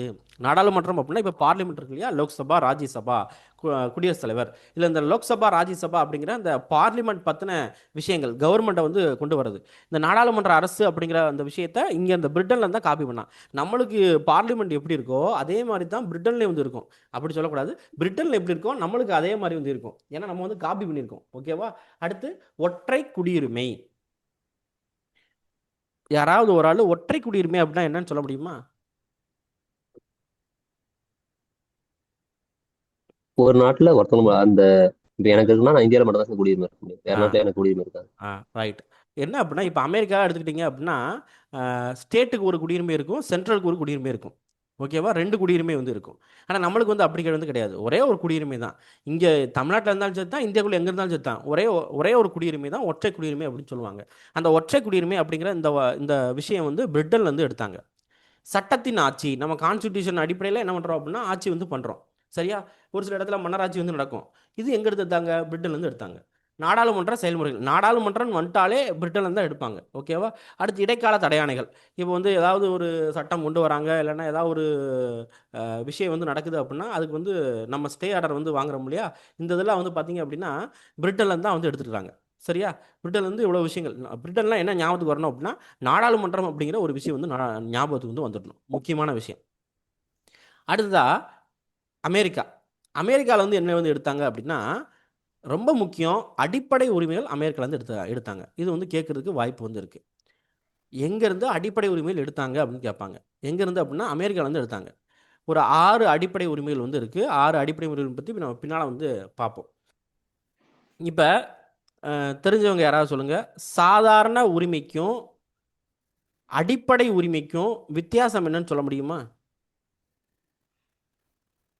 Fundamental rights. சாதாரண உரிமை, நீதிமன்றத்தால கூட பறிக்க முடியாது சார். ஓகே. அடிப்படை இப்போ சாதாரண உரிமைக்கும் அடிப்படை உரிமைக்கும் என்ன வந்து வித்தியாசம் அப்படின்னா, இப்போ ஒரு உரிமை வந்து நம்மளுக்கு கொடுக்குறாங்க அப்படின்னா அந்த உரிமையை வந்து நீதிமன்றத்தால் கூட வந்து பறிக்க முடியாது. அதுதான் எந்த உரிமை அப்படின்னா அடிப்படை உரிமை அப்படிங்கிறது. சரியா? அதே மாதிரி நம்ம டைரெக்டாக நீதிமன்றத்தை நாடலாம். அடிப்படை உரிமை நம்மளுக்கு வந்து பதவி, அதாவது பறிக்கப்படுறப்ப டைரெக்டாக நம்ம என்ன பண்ணலாம், நீதிமன்றத்தை வந்து நாடலாம். முக்கியமாக டைரெக்டாக உயர்நீதிமன்றத்தை வந்து நாடலாம். மற்ற உரிமை வந்து சாதாரண உரிமை வந்து பறிக்கப்படுது அப்படின்னா நம்ம டைரெக்டாக உயர்நீதிமன்றத்துக்கு போக முடியாது. நம்ம முதல்ல எங்கே போகணும் அப்படின்னா டிஸ்ட்ரிக்ட் கோர்ட்டு தான் போகணும். அதுக்கப்புறம் தான் வந்து நம்ம என்ன பண்ண முடியும் அப்படின்னா ஹைகோர்ட்டுக்கு வந்து போக முடியும். அதுக்கப்புறம் தான் சுப்ரீம் கோர்ட்டுக்கு வந்து போக முடியும். ஆனால் இங்கே அடிப்படை உரிமையை ஒருத்தருக்கு வந்து பறிக்கப்படுது அப்படின்னா, அடிப்படை உரிமை ஒரு 6 உரிமை வந்து கொடுத்துருப்பாங்க. அந்த உரிமை பறிக்கப்படுது அப்படின்னா நம்ம டைரெக்டாக என்ன பண்ணலாம் அப்படின்னா ஹைகோர்ட்டுக்கும் சுப்ரீம் கோர்ட்டுக்கும் நம்ம என்ன பண்ணலாம் அப்படின்னா போகலாம். அதுதான் அடிப்படை உரிமைகள் அப்படிங்கிறது. அதில் அவ்வளோ விஷயங்கள் வந்து இருக்குது. நம்ம பின்னால் வந்து பார்ப்போம். அடுத்து நீதி சீராய்வு. நீதி சீராய்வு இல்லைன்னா நீதி பகுப்பாய்வு அப்படின்னு சொல்லுவாங்க. ஒரு சட்டம் கொண்டு வராங்க அப்படின்னா அதை டைரெக்டாக சுப்ரீம் கோர்ட்டோ ஹைகோர்ட்டோ என்ன பண்ணலாம் அப்படின்னா சீராய்வு வந்து பண்ணலாம். சரியா? அது எங்கேருந்து எடுத்தாங்க அப்படின்னா அமெரிக்கா அரசமைப்புலேருந்து எடுத்தாங்க. ஆனால் அந்த மாதிரி வந்து பண்ண மாட்டாங்க. இப்போ ஒரு சட்டம் வந்து தேவையில்லாமல் கொண்டு வராங்கன்னு வச்சுக்கோங்களேன், அதை சுப்ரீம் கோர்ட் என்ன பண்ணலாம், இப்போ நம்ம சென்ட்ரல் கவர்மெண்ட் வந்து ஒரு சட்டம் வந்து கொண்டு வராங்கன்னு வச்சுக்கோங்களேன், அதை சுப்ரீம் கோர்ட் என்ன பண்ணலாம் அப்படின்னா சீராய்வு வந்து பண்ணலாம். ஆனால் பண்ண மாட்டாங்க. ஏன்னா சென்ட்ரல் கவர்மெண்ட்டில் உள்ள ஆட்கள் தான் வந்து சுப்ரீம் கோர்ட் சீஃப் ஜஸ்டிஸே வந்து தூக்கியிருப்பாங்க. சரியா? அந்த இது வந்து ஆக்சுவலாக இவங்களுக்கு அவங்களுக்கும் சம்மந்தம் வந்து இருக்காது. பட் கொலிஜியம் குழுவில் உள்ளவங்க இவங்களுக்கு சப்போர்ட்டராக தான் இருப்பாங்க. மெஜாரிட்டி அப்படி தான் வந்து இருக்கும். அடுத்து குடியரசுத் தலைவர் மீதான பதவி நீக்க தீர்மானம் எங்கே எடுத்திருப்பாங்கன்னா அமெரிக்காவிலேருந்து எடுத்திருப்பாங்க. பதவி நீக்கம் அப்படி யாரும் வந்து பதவி நீக்கம் வந்து பண்ணதில்லை இது வரைக்கும்.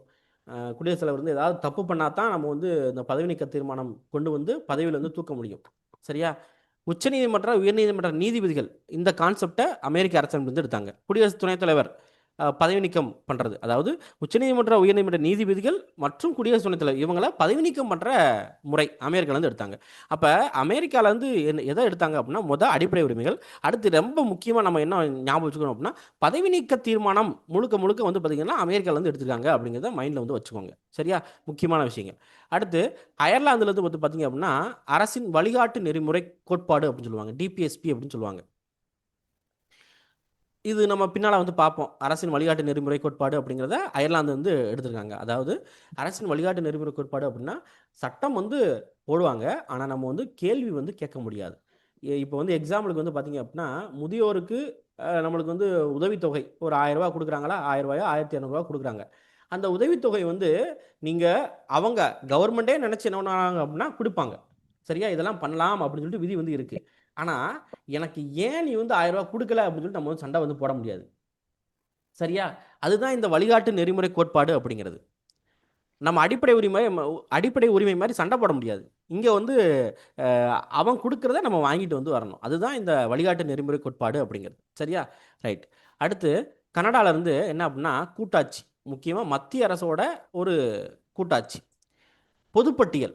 இந்த இது வந்து பார்த்தீங்க அப்படின்னா முக்கியம். சரியா, கனடாவில் வந்து பொதுப்பட்டியல். அடுத்து மத்திய அரசால் மாநில ஆளுநர் நியமனம். இந்த கான்செப்ட் வந்து பார்த்தீங்க அப்படின்னா கனடாவில் வந்து எடுக்கிறாங்க. இப்போ ஆளுநரை வந்து யார் வந்து செலக்ட் பண்ணுறா சொல்லுங்க பார்க்கலாம். மத்திய அரசு.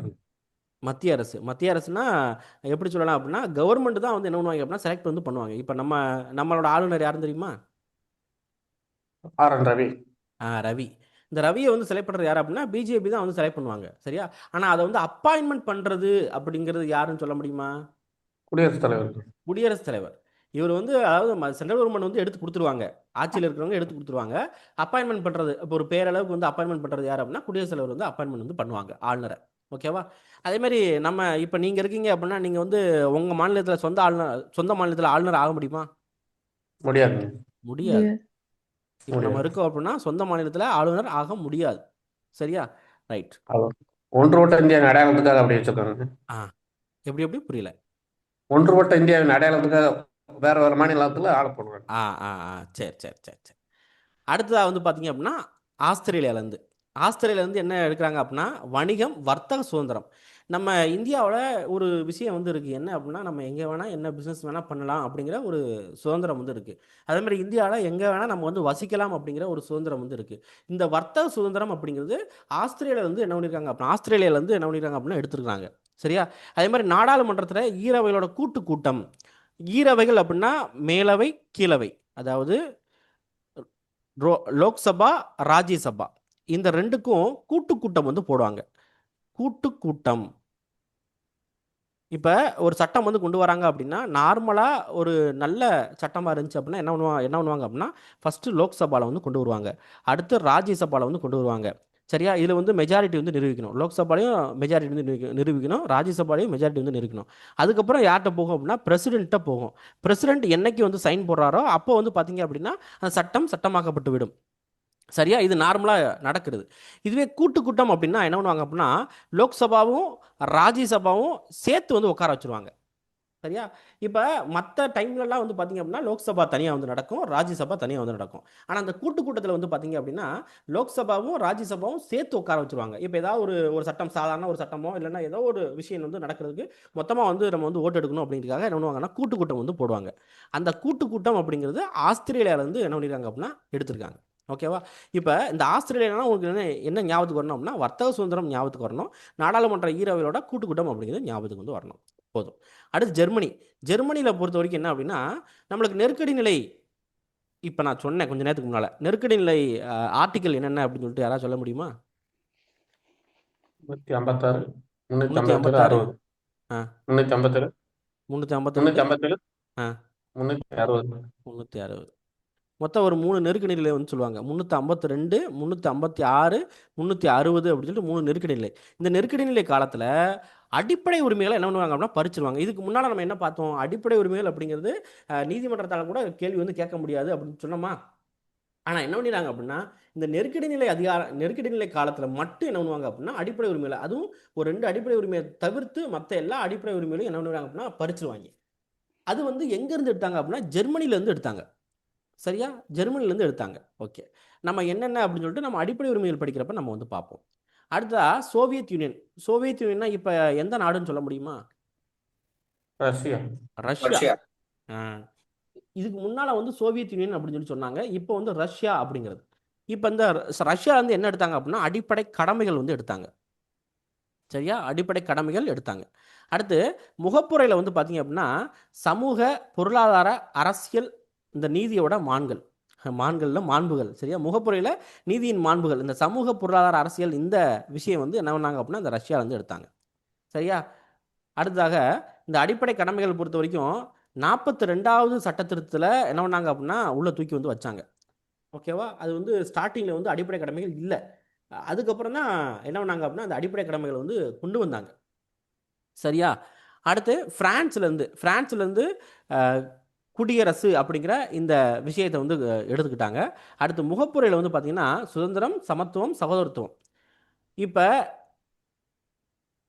நான் வந்து இந்த வார்த்தையை வந்து நான் ஏற்கனவே சொல்லியிருக்கேன் முகப்புரையில். இந்த பிரான்ஸில் அல்லது பிரெஞ்சு புரட்சி அப்படின்னு சொல்லி சொல்லியிருப்பேன். பிரெஞ்சு புரட்சி எப்போ நடந்துச்சு? 1789. 1789. சரியா? அந்த டைமில் பிரெஞ்சு புரட்சி நடந்திருக்கும். அப்போ முழங்கப்பட்ட முழக்கங்கள் தான் இந்த சுதந்திரம், சமத்துவம், சகோதரத்துவம் அப்படிங்கிறது. இதை என்ன பண்ணியிருக்காங்க அப்படின்னா பிரான்ஸ்லேருந்து தான் நம்மளுக்கு வந்து முகப்புரையில் தூக்கி வந்து வச்சுருக்காங்க. அடுத்து லாஸ்ட்டாக தென்னாப்பிரிக்காவில் வந்து பார்த்தீங்க அப்படின்னா அரசமைப்பு திருத்த முறை ஆர்டிகிள் 368. இது எப்பயுமே வந்து மறக்கக்கூடாது. சட்ட திருத்தத்துக்குரிய ஆர்டிகிள் என்ன அப்படின்னு சொல்லி கேட்பாங்க. சட்ட திருத்தம் ஆர்டிகிள் என்ன அப்படின்னா 368. இந்த திருத்தம் வந்து எங்கேருந்து எடுத்தாங்க? தென்னாப்பிரிக்காவில் வந்து எடுத்தாங்க. ஓகேவா? அதுக்கப்புறம் மாநிலங்களவை உறுப்பினர்களுக்கான தேர்வும் வந்து பார்த்தீங்கன்னா தென்னாப்பிரிக்காவில் தான் எடுத்தாங்க. ஓகேவா? நம்மளுக்கு என்ன அதிகமாக கேள்வி வைப்பாங்க அப்படின்னா அரசமைப்பு திருத்த முறை எங்கேருந்து எடுத்தாங்கன்னு கேட்பாங்க. எங்கேருந்து எடுத்தாங்க அப்படின்னா தென்னாப்பிரிக்காவிலேருந்து எடுத்தாங்க. சரியா? ஆர்டிகல் 368 அடிப்படையில் தான் அரசமைப்பை திருத்துவாங்க. ஓகேவா? சரி, இப்போ நம்ம என்ன பார்த்துருக்கோம் அப்படின்னா இந்திய அரசமைப்போட மூல ஆதாரங்கள் வந்து நம்ம வந்து பார்த்துருக்கோம். சரியா? ரைட். இப்போ நான் ஒரு சில விஷயங்கள் கேட்குறேன், அதுக்கு வந்து பதில் சொல்லுங்கள். அரசின் வழிகாட்டு நெறிமுறைகள் எங்கேருந்து எடுத்தாங்க? அயர்லாந்துலேருந்து எடுத்தாங்க. ஓகே. நெருக்கடி கால அதிகாரங்கள், அதாவது நெருக்கடி நிலை காலத்தில் அடிப்படை உரிமைகள் பறிக்கப்பட்டது. அது எங்கேருந்து வந்து எடுத்தாங்க? ஜெர்மனி. சூப்பர். ஜெர்மனி. அடிப்படை உரிமைகள் அப்படிங்கிற இந்த கான்செப்டை எங்கேருந்து எடுத்தாங்க? அமெரிக்கா. சூப்பர். ரைட். சரி, இப்போ இந்த இதை மட்டும் நல்லா வந்து என்ன பண்ணிக்கோங்க அப்படின்னா படிச்சுக்கோங்க. இந்த சோர்சஸ் வந்து படிச்சுக்கோங்க. ரைட். இதெல்லாம் வந்து பார்த்தீங்க அப்படின்னா நமக்கு வந்து ஸ்கூல் புக்கில் இருக்கிற கண்டென்ட், இந்திய அரசியலமைப்பு பற்றி ஸ்கூல் புக்கில் இருக்கிற கண்டென்ட். இதில் நம்ம வந்து ஒரு சில விஷயங்கள் வந்து பார்க்கணும். ஆனால் நம்ம ஃபஸ்ட்டு யூனியன் டெரிட்டரி வந்து பார்த்துருவோம். பார்த்துட்டு அதுக்கப்புறம் என்ன பண்ணுவோம் அப்படின்னா இதில் உள்ள கண்டென்ட் வந்து பார்ப்போம். இதுலேயும் கொஞ்சம் கண்டென்ட் வந்து நம்ம வந்து படிக்க வேண்டியது இருக்குது. இருக்கு இல்லையா, இந்த விஷயங்கள்லாம், இந்த தேசிய சின்னங்கள்லாம் நம்ம வந்து படிக்க வேண்டியது இருக்குது. நான் முதல்ல யூனியன் டெரிட்டரி வந்து நடத்திக்கிறேன். அதுக்கப்புறம் வந்து என்ன பண்ணுறேன் அப்படின்னா இதை வந்து நடத்துகிறேன். இந்த தேசிய சின்னங்கள் அப்படிங்கிற அந்த கான்செப்ட் வந்து நடத்துகிறேன். சரியா? ரைட். இப்போ நம்ம அடுத்த டாப்பிக்காக என்ன பார்க்க போகிறோம் அப்படின்னா யூனியன் அண்ட் இட்ஸ் டெரிட்டோரி, ஒன்றியம் மற்றும் அதன் பிரதேசங்கள் அப்படிங்கிற இந்த கான்செப்ட் வந்து பார்க்க போகிறோம். சரியா? Union and it's territory. Union அப்படின்னா ஒன்றியம் அப்படின்னு சொல்லுவாங்க. சரியா? டெரிட்டோரி அப்படின்னா பிரதேசம். ஓகே. இப்போ வந்து பாருங்கள், அதாவது ஒன்றும் இல்லைப்பா, இந்த பாடத்தில் வந்து என்ன பார்க்க போகிறோம் அப்படின்னா நம்ம இந்தியாவில் மாநிலங்கள் எப்படி உருவாச்சு அப்படிங்கிற கான்செப்ட் வந்து பார்க்க போகிறோம். மாநிலங்கள் இப்போ நம்ம இருக்கோம் இல்லையா, தமிழ்நாடு, கேரளா, கர்நாடகா, ஆந்திரா, இந்த மாதிரி மாநிலங்கள் எப்படி உருவாச்சு அப்படிங்கிற விஷயத்தை இதில் வந்து நம்ம வந்து பார்க்க போகிறோம். சரி, ஃபஸ்ட்டு இந்த ஒன்றியம் மற்றும் அதன் பிரதேசம் எதில் வந்து இருக்குது அப்படின்னா பகுதி 1ல் வந்து இருக்குது. நான் என்ன சொன்னேன், பகுதி அப்படிங்கிறது நம்ம இருக்குது அப்படின்னு சொன்னேன். இப்போ நம்ம வந்து அட்டவணை வந்து பார்த்துருக்கோம். அதே மாதிரி பகுதி வந்து இருக்குது. டோட்டலாக ஸ்டார்டிங்கில் வந்து 22 பகுதி வந்து இருந்துச்சு. இப்போ வந்து 25 பகுதி வந்து இருக்குது. அந்த 25 பகுதியில் பகுதியில் வந்து பார்த்தீங்க அப்படின்னா இதை பற்றி தான் வந்து கொடுத்துருக்காங்க. 1லேருந்து 4 வரைக்கும் இந்த யூனியன் அண்ட் இட்ஸ் டெரிட்டோரியை பற்றி தான் வந்து பேசியிருக்கு. சரியா? அப்போ பகுதி 1 எந்த ஆர்டிகிள்லேருந்து எந்த ஆர்டிகிள் வரைக்கும் அப்படின்னா ஆர்டிகிள் 1லேருந்து 4 வரைக்கும் இந்த மாநிலம் மற்றும் அதன் பிரதேசத்தை பற்றி பேசுது. சரியா? பகுதி 1. ரைட். இப்போ வந்து பாருங்க, இதில் இந்த 1லேருந்து 4 வரைக்கும் ஆர்டிக்கல் இருக்கு இல்லையா? இது முக்கியமான ஆர்டிக்கல். இதுக்கு முன்னால் கேள்வி கூட கேட்டிருக்காங்க. ஆர்டிக்கிள் 1 ஆர்டிக்கிள் 1 என்ன பேசுது அப்படின்னா, ஆர்டிக்கிள் 1 இருந்தாலும் சரி தான், பகுதி 1 இருந்தாலும் சரி தான், அட்டவணை 1 இருந்தாலும் சரி தான், கிட்டத்தட்ட சேமாக வந்து வரும். இதில் என்ன சொல்லியிருக்காங்க அப்படின்னா, இந்தியாவை பற்றி சொல்லியிருப்பாங்க. அதாவது இந்தியாவோட பேர் என்ன அப்படின்னு சொல்லியிருப்பாங்க. ஆர்டிக்கிள் 1ல் இந்தியாவோட பேர் என்ன அப்படின்னா, இந்தியா அதாவது பாரதம் அப்படிங்கிறது. சரியா? இது முக்கியமான ஒன்று. இதுக்கு முன்னால் டிஎன்பிசியில் கேட்டிருக்காங்க. எல்லாரும் என்ன பண்ணிட்டாங்க அப்படின்னா, இந்துஸ்தானா இருக்குமோ, எப்படி கேள்வி கேட்டாங்க அப்படின்னா, இந்திய அரசியலமைப்பு விதி 1 அடிப்படையில் இந்தியாவின் பெயர் என்ன அப்படின்னு சொல்லி கேட்டாங்க கேள்வி. இந்தியா, இந்துஸ்தான், அடுத்து இந்தியா அதாவது பாரதம் அப்படிங்கிறத கொடுத்துருக்காங்க. பாரதம் அப்படின்னு கொடுத்துருக்காங்க. எல்லாரும் படிக்காங்க என்ன பண்ணுவாங்கன்னா, நம்ம ஸ்கூல் புக்கை மட்டும் படிச்சிருந்தோம் அப்படின்னா இதெல்லாம் தெரியாது. சரியா? இதெல்லாம் வந்து சிலபஸில் இருக்கிறது. இப்போ படிக்காங்க என்ன பண்ணுவாங்க அப்படின்னா, இந்தியா தானே இருக்கும், இல்லைன்னா இந்துஸ்தான் இருக்கும் அப்படின்னு போட்டு விட்டுருவாங்க. ஆனால் இதுக்குரிய பேர் என்ன அப்படின்னா, இந்தியா அதாவது பாரதம் அப்படிங்கிறது தான் நம்ம இந்தியாவோட பேர். ஏன்னா அப்போ உள்ள நிறைய சர்ச்சைகள் வந்து வந்துச்சு. ஒருத்தன் இந்தியான்னு வைங்கிறான், ஒருத்தன் வந்து சிந்து மாகாணம்னு வைங்கிறான், ஒருத்தன் இந்துஸ்தான் அப்படின்னு சொல்லி வைங்கிறான். நிறைய வந்து பார்த்திங்க அப்படின்னா சர்ச்சை வந்து வந்துச்சு. லாஸ்ட்டாக என்ன பண்ணுறாங்க அப்படின்னா, இந்தியா அதாவது பாரதம் அப்படின்னு சொல்லிட்டு பேரை வந்து வச்சுட்டாங்க. அதே மாதிரி இப்போ மாநிலங்களின் கூட்டாட்சி அப்படின்னு சொல்கிறதுக்கு பதிலாக இப்போ நமக்கு இருக்கிறது வந்து பார்த்திங்க அப்படின்னா கூட்டாட்சி வந்து நமக்கு வந்து பண்ணுறோம். ஓகேவா? இப்போ நமக்கும் நம்ம இந்தியாவில் உள்ள மாநிலங்கள் மத்திய அரசுக்கும் உள்ள ஒற்றுமை ப்ளஸ் அமெரிக்காவில் வந்து பார்த்தீங்க அப்படின்னா அங்கே இருக்கிற விஷயங்கள், அங்கே வந்து மாகாணம் அப்படின்னு சொல்லுவாங்க. நம்ம ஊரில் வந்து மாநிலம் அப்படின்னு சொல்கிறோம், அமெரிக்காவில் மாகாணம் அப்படின்னு சொல்லி சொல்கிறாங்க. இப்போ நம்ம நினச்சோம் அப்படின்னா, தமிழ்நாடு நினச்சா இந்தியாவில் வந்து பிரிய முடியுமா? முடியாது. முடியாது. ஏன் அப்படின்னா, நம்ம மாநிலங்களின் ஒன்றியம் அப்படின்னு சொல்லி சொல்லிட்டாங்க. யூனியன் ஆஃப் ஸ்டேட்ஸ் அப்படின்னு சொல்லி சொல்லிட்டாங்க. யூனியன் நம்ம வந்து என்ன பண்ணியிருக்கோம், ஒற்றுமைப்படுத்தி வச்சிருக்கோம். இப்போ நம்ம வந்து என்ன பண்ண முடியாது அப்படின்னா, தமிழ்நாடு மாநிலம் நினச்சி அப்படின்னா, இல்லைப்பா எங்களுக்கு வந்து தனி நாடு வந்து வேணும், நாங்கள் தனியாக போகிறோம் அப்படின்னா விட மாட்டாங்க. சரியா? ஆர்பிஐ கொண்டு வந்து இறக்கி விட்டுருவாங்க. அப்படிலாம் வந்து போகக்கூடாது அப்படின்னு சொல்லி. ஏன்னா விதி அப்படி வந்து இருக்குது. இதுவே அமெரிக்காவில் வந்து பார்த்தீங்க அப்படின்னா, தனியாக ஒரு மாநிலத்தால் வந்து போக முடியுமா அப்படின்னு கேட்டால் போகலாம். அங்கே வந்து அந்த மாதிரி தான் வந்து அரசு வந்து இருக்குது. ஓகேவா? கனடா அப்படித்தாங்க பிரிஞ்சிருக்கு. கனடா அமெரிக்காவில் அப்படித்தான் பிரிஞ்சது.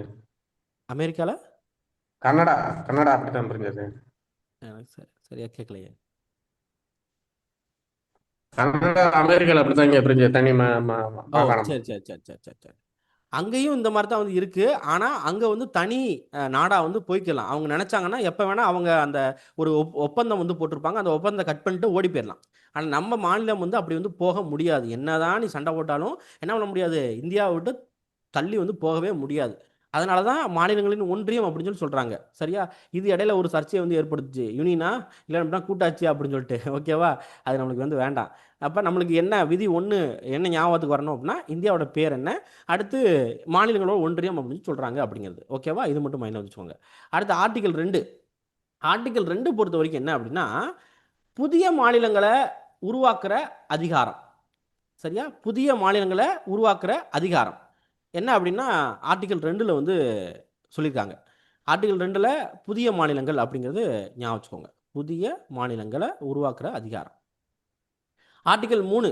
ஆர்டிகல் 3 பொறுத்த வரைக்கும் என்ன அப்படின்னா, புதிய மாநிலங்கள் இதில் வந்து வராது.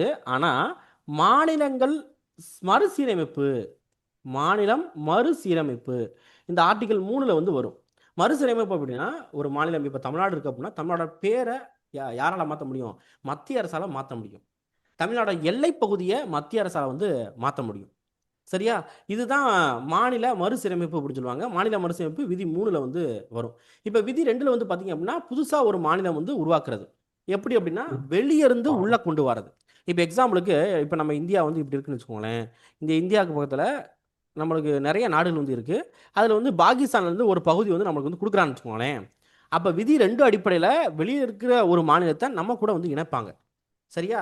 இதுவே நம்ம இந்தியாவுக்குள்ளே இப்போ தமிழ்நாடை 2ஆக உடைக்கணும். தமிழ்நாடை 2ஆக உடைக்கணும் அப்படின்னா விதி 3 அடிப்படையில் என்ன பண்ணுவாங்க அப்படின்னா, தமிழ்நாடை 2ஆக உடைப்பாங்க. 2ஆக உடைச்சி புது மாநிலமாக வந்து ஆக்குவாங்க. இப்போ எக்ஸாம்பிளுக்கு லாஸ்ட்டாக எந்த மாநிலம் 2ஆக வந்து உடைக்கப்பட்டது? ஆந்திரா. சரியா? அந்த மாநிலத்தை என்ன பண்ணாங்க அப்படின்னா 2ஆக வந்து உடைச்சாங்க. ஆந்திரா, தெலுங்கானா அப்படின்னு சொல்லிட்டு 2ஆக உடைச்சாங்க. இந்த விதி 3 அடிப்படையில் தான் வந்து உடைச்சிருப்பாங்க. இதுக்கு வந்து அதிகாரம் வந்து யாருக்கு இருக்குது அப்படின்னா, மத்திய அரசுக்கு இருக்குது. மத்திய அரசுனா நம்ம பார்லிமெண்ட்டுக்கு வந்து இருக்குது. பார்லிமெண்ட் தான் டாமினேஷன். அவங்க நினச்சாங்கன்னா பண்ணலாம். சரியா? ஆனால் மெஜாரிட்டி வந்து நிரூபிக்கணும். ஓகேவா? மெஜாரிட்டி அப்படிங்கிறது அங்கே 3/2 இப்போ 300 பேர் இருக்காங்க அப்படின்னா, எக்ஸாம்பிளுக்கு 300 பேர் இருக்காங்கன்னா அதில் 200 பேருக்கு மேலே அக்செப்ட் பண்ணணும். இவங்க கொண்டு வர ஒரு விஷயத்தை அக்செப்ட் பண்ணணும். அப்படி அக்செப்ட் பண்ணாங்க அப்படின்னா நம்ம தமிழ்நாட்டோட பேரே மாற்றிட்டு போயிடலாம். சரியா? இப்போ உள்ள நிலைமைக்கு நம்ம தமிழ்நாட்டோட முதலமைச்சர் கேட்கணும்னு அவசியம் இல்லை. ஜஸ்ட் அவங்க வந்து அறிக்கை மட்டும் கொடுத்துட்டு போய்கிட்டே வந்துருக்கலாம். பேரை வந்து நாங்கள் மாற்றுறோம் அப்படின்னு சொல்லிடலாம். எல்லையை வந்து மாற்றுறோம் அப்படின்னு சொல்லிடலாம். அதுக்கு வந்து அதிகாரம் வந்து இருக்குது. விதி 3 அடிப்படையில் அதிகாரம் வந்து இருக்குது. சரியா? ரைட். அடுத்து விதி 4. விதி 4 என்ன சொல்லுது அப்படின்னா, விதி 2 கீழே புதுசாக வந்து மாநிலங்களை வந்து உருவாக்குறாங்க இல்லையா? ரைட்டா? அடுத்து விதி 3 கீழே பேரை வந்து மாற்றலாம், இல்லை அப்படின்னா எல்லையை வந்து மாற்றலாம் அப்படின்னு சொல்லி இருக்கு இல்லையா? இதுக்கு நீ வந்து சட்டத்திருத்தம் பண்ணணும்னு அவசியம் இல்லை. நீ வந்து என்ன பண்ணு, சாதாரண சட்டமாக வந்து கொண்டு வரலாம் அப்படின்னு சொல்கிறாங்க. அதாவது சட்ட திருத்தத்துக்கும் சாதாரண சட்டத்துக்கும் வித்தியாசம் வந்து இருக்கு. சட்ட திருத்தம், சாதாரண சட்டம் வித்தியாசம். என்ன வித்தியாசம் அப்படின்னா, இப்போ நான் சொல்கிறேன் பாருங்க. சாதாரண சட்டம், ஓகே. சட்ட திருத்தம் அப்படின்னா ஆர்டிகல் 368 அடிப்படையில் கொண்டு வருவாங்க. சட்டத்திருத்தம் கொண்டு வரணும் அப்படின்னா ஃபர்ஸ்ட் லோக்சபாவில் கொண்டு வரணும், அடுத்து ராஜ்யசபாவில் கொண்டு வரணும், அடுத்து பிரசிடென்ட் வந்து பார்த்தீங்க அப்படின்னா என்ன பண்ணணும், அதை வந்து அக்செப்ட் பண்ணணும். அது மாதிரி லோக்சபாவில் மெஜாரிட்டி 3/2 வந்து நிரூபிக்கணும். அதே மாதிரி ராஜ்யசபாலையும் 3/2 வந்து நிரூபிக்கணும். ஓகேவா? இதெல்லாம் கொண்டு வந்து இது கொண்டு வரது வந்து அவ்வளோ சாதாரண விஷயம் வந்து கிடையாது. ஏன்னா இதை கொண்டு வரணும் அப்படின்னா எதிர்கட்சிக்காரனோட சம்மதமும் ஒப்புதலும் வந்து வேணும். அப்படின்னா தான் இந்த 3/2 மெஜாரிட்டி வந்து கொண்டு வர முடியும். இல்லைன்னா கொண்டு வரது அப்படிங்கிறது சிக்கலாக வந்து இருக்கும். சரியா? சட்டத்திட்டம் அப்படிங்கிறது இப்படி தான் கொண்டு வருவாங்க. லோக்சபா, ராஜ்யசபா, பிரசிடென்ட் அப்படின்னு சொல்லி கொண்டு வருவாங்க. ஆனால் சாதாரண சட்டத்துக்கு வந்து இந்த மாதிரி தேவையில்லை. அதே மாதிரி இங்கே சட்டத்திட்டத்துக்கு வந்து கூட்டம் வந்து அனுமதி வந்து கிடையாது. கூட்டம் அனுமதி வந்து கிடையாது. கூட்டம்னா லோக்சபாவே ராஜ்யசபாவும் ஒன்றா சேர்த்து வச்சு ஓட்டு வந்து எடுக்கலாம். ஆனால் இங்கே வந்து அனுமதி வந்து கிடையாது. ஆனால் இங்கே வந்து பாருங்களேன், கூட்டத்துக்கு சாதாரண சட்டத்துக்கு அனுமதி வந்து இருக்குது. ஓகேவா? அதுக்கப்புறம் இங்கே வந்து 3/2 இங்கே 50% மேலே வந்தவங்கள பாதிக்கு மேலே வந்து ஓட்டு போட்டாலே போதும். என்ன பண்ணிடலாம் அப்படின்னா சட்டம் ஆக்கப்பட்டு விடும். அதான் என்ன சொல்கிறாங்க அப்படின்னா, விதி 4 விதி 2க்கும் 3க்கும் கொண்டு வரதுக்கு சட்ட திருத்தம் ஆர்டிகல் 368 தேவையில்லை, சாதாரண சட்டம் போதுமானது அப்படின்னு சொல்லி சிம்பிளாக வந்து சொல்லிட்டாங்க. சரியா? அதனால தான் சொல்கிறேன், அவங்க நினச்சாங்க அப்படின்னா என்ன பண்ண முடியும், நம்ம தமிழ்நாட்டோட பேரை வந்து மாற்றிட முடியும், தமிழ்நாட்டோட எல்லை பகுதியை மாற்றிட முடியும். யார் சென்ட்ரல் கவர்மெண்ட் நினச்சாங்க அப்படின்னு. ஓகேவா? இப்போ சிம்பிளாக ஞாபகம் வச்சுக்கோங்க. விதி 1 வந்து என்ன சொல்லுது அப்படின்னா, இந்தியாவோட பேர் மாநிலங்கள் ஒன்றியம் அப்படின்னு சொல்லுது. விதி 2 என்ன சொல்லுது, புதிய மாநிலங்களை உருவாக்குற அதிகாரம் வந்து இருக்குது. அதாவது வெளியே இருந்து உள்ளே கொண்டு வரது. சரியா? இதுவே விதி 3 என்ன சொல்லுது, புதிய மாநிலங்கள், அதாவது புதிய மாநிலம் கிடையாது, 2ஆ வந்து மாநிலத்தை உடைக்கலாம். இல்லைன்னா ஷார்ட்டாக சொல்லணும் அப்படின்னா மாநில மறுசீரமைப்பு அப்படிங்கிறது இந்த விதி 3ல் வந்து பேசுது. விதி 4ல் விதி 2க்கும் விதி 3க்கும் சாதாரண சட்டம் போதுமானது, சட்ட திருத்தம் தேவையில்லை அப்படின்னு சொல்லி சொல்கிறாங்க. ஓகேவா? இப்போ விதி 4 வரைக்கும் நம்ம வந்து பார்த்துருக்கோம். அதுக்கப்புறம் வந்து பாருங்க, எப்படி நம்ம இந்தியாவில் மாநிலங்கள் உருவாச்சு அப்படிங்கிற விஷயத்தை வந்து நம்ம வந்து பார்க்க போகிறோம். இப்போ வந்து பாருங்க, நமக்கு வந்து குடியரசானது 1950 ஜனவரி 26 குடியரசு ஆயிடுச்சு. சரியா? ஆனால் சுதந்திரம் ஆனதுலேருந்தே நம்மளுக்கு ஒரு பிரச்சனை வந்து ஓடிக்கிட்டு இருந்துச்சு. என்ன அப்படின்னா மொழி பிரச்சனை. இந்த மொழி பிரச்சனை அப்படிங்கிறது எங்கே வேணாலும் தீராது. ஓகேவா? மொழி பிரச்சனை ஏன் அப்படின்னா, நம்ம இந்தியா அப்படிங்கிறது பன்முக நாடு, பல வகை கலாச்சாரம் மிகுந்த ஒரு நாடு. அதில் இந்த மொழி அந்த மொழி அப்படின்னு நம்ம எதுவும் சொல்ல முடியாது. ஆனால் என்ன பண்ணுறாங்க அப்படின்னா, அப்போ சுதந்திரம் ஆனதுக்கு அப்புறமே வந்து பார்த்திங்க அப்படின்னா, நம்ம மெட்ராஸ் மாகாணம் இருக்கா, விதை போட்டது யார் அப்படின்னா நம்ம தான், வேறு யாரும் கிடையாது. மெட்ராஸ் மாகாணம் இருக்குது. மெட்ராஸ் மாகாணத்தில் வந்து பார்த்திங்க அப்படின்னா கேரளா உள்ளே வந்து வரும், கர்நாடகா உள்ளே வந்து வரும். சரியா? ஆந்திரா உள்ளே வந்து வரும். அடுத்து ஒடிசாவில் கொஞ்சம் பிளேசஸ் வந்து உள்ளே வந்து வரும். இவ்வளோ பிளேசஸ் வந்து உள்ளே வந்து மெட்ராஸ் மாகாணத்தில் வந்து வருது. இப்போ என்ன ஆகுது அப்படின்னா, 1947 சுதந்திரம் ஆனதுக்கப்புறம் தெலுங்கு மொழி பேசுகிற மக்கள், முக்கியமாக யார் அப்படின்னா தெலுங்கு மொழி பேசுகிற மக்கள் பிரச்சனை பண்ண ஆரம்பிக்கிறாங்க. என்ன அப்படின்னா, எங்களுக்கு மெட்ராஸ் மாகாணம் அப்படிங்கிறது எங்களுக்கு வந்து தனியாக ஒரு மாநிலத்தை வந்து கொடுங்க. தனியாக ஒரு மாநிலம் அப்படின்னா எப்படி இருக்கணும் அப்படின்னா, எனக்கு வந்து தெலுங்கு மொழி பேசுகிற மக்கள் மட்டும்தான் இருக்கணும் அப்படிங்கிற மாதிரி சண்டை வந்து போடுவாங்க. ஓகேவா? அப்போ அந்த சண்டை தான் வந்து என்ன ஆகும் அப்படின்னா, ஓகே நம்ம வந்து இது பண்ணலாம், அதாவது மொழிவாரி வந்து மாநிலத்தை வந்து உருவாக்கலாம் அப்படிங்கிற அந்த விஷயத்துக்கு வந்து தள்ளும். ஓகேவா? சரி, இப்போ வந்து பாருங்கள், ஸ்டார்டிங்கில் நான் வந்து சொல்கிறேன். ஸ்டார்டிங்கில் 552 சுதேச அரசுகள் வந்து இருந்துச்சு. சுதேச அரசு அப்படின்னா இந்தியா சுதந்திரம் அடைந்த போது ப்ளஸ் குடியரசு ஆன போது எவ்வளோ இருக்குது, 552 சுதேச அரசுகள் வந்து இருக்குது. சுதேச அரசுனா நம்ம கூடயும் சேரல, ப்ளஸ் வந்து பார்த்தீங்க அப்படின்னா பாகிஸ்தானோடையும் சேரல அப்படிங்கிற மாதிரி இருந்துச்சு. அதில் 549 வந்து பார்த்திங்க அப்படின்னா இந்தியாவோட இணைஞ்சிருச்சு. 549 இந்தியாவோட இணைஞ்சிச்சு. அதாவது இணைச்சிட்டாங்க. யார் இணைச்சது அப்படின்னா சர்தார் வல்லபாய் பட்டேல். சரியா? அவர் தான் வந்து என்ன பண்ணிட்டார் அப்படின்னா பேசி பேசி என்ன பண்ணிட்டாங்க அப்படின்னா உள்ள வந்து இழுத்துட்டாங்க. அதில் ஒரு 3 சுதேச அரசு மட்டும் என்ன பண்ணல அப்படின்னா இணையலை. 3 அரசு என்ன அப்படின்னா ஹைதராபாத்து, ஜுனாகத்து, காஷ்மீர். இந்த 3 வந்து உள்ள இணையவே இல்லை. சரியா?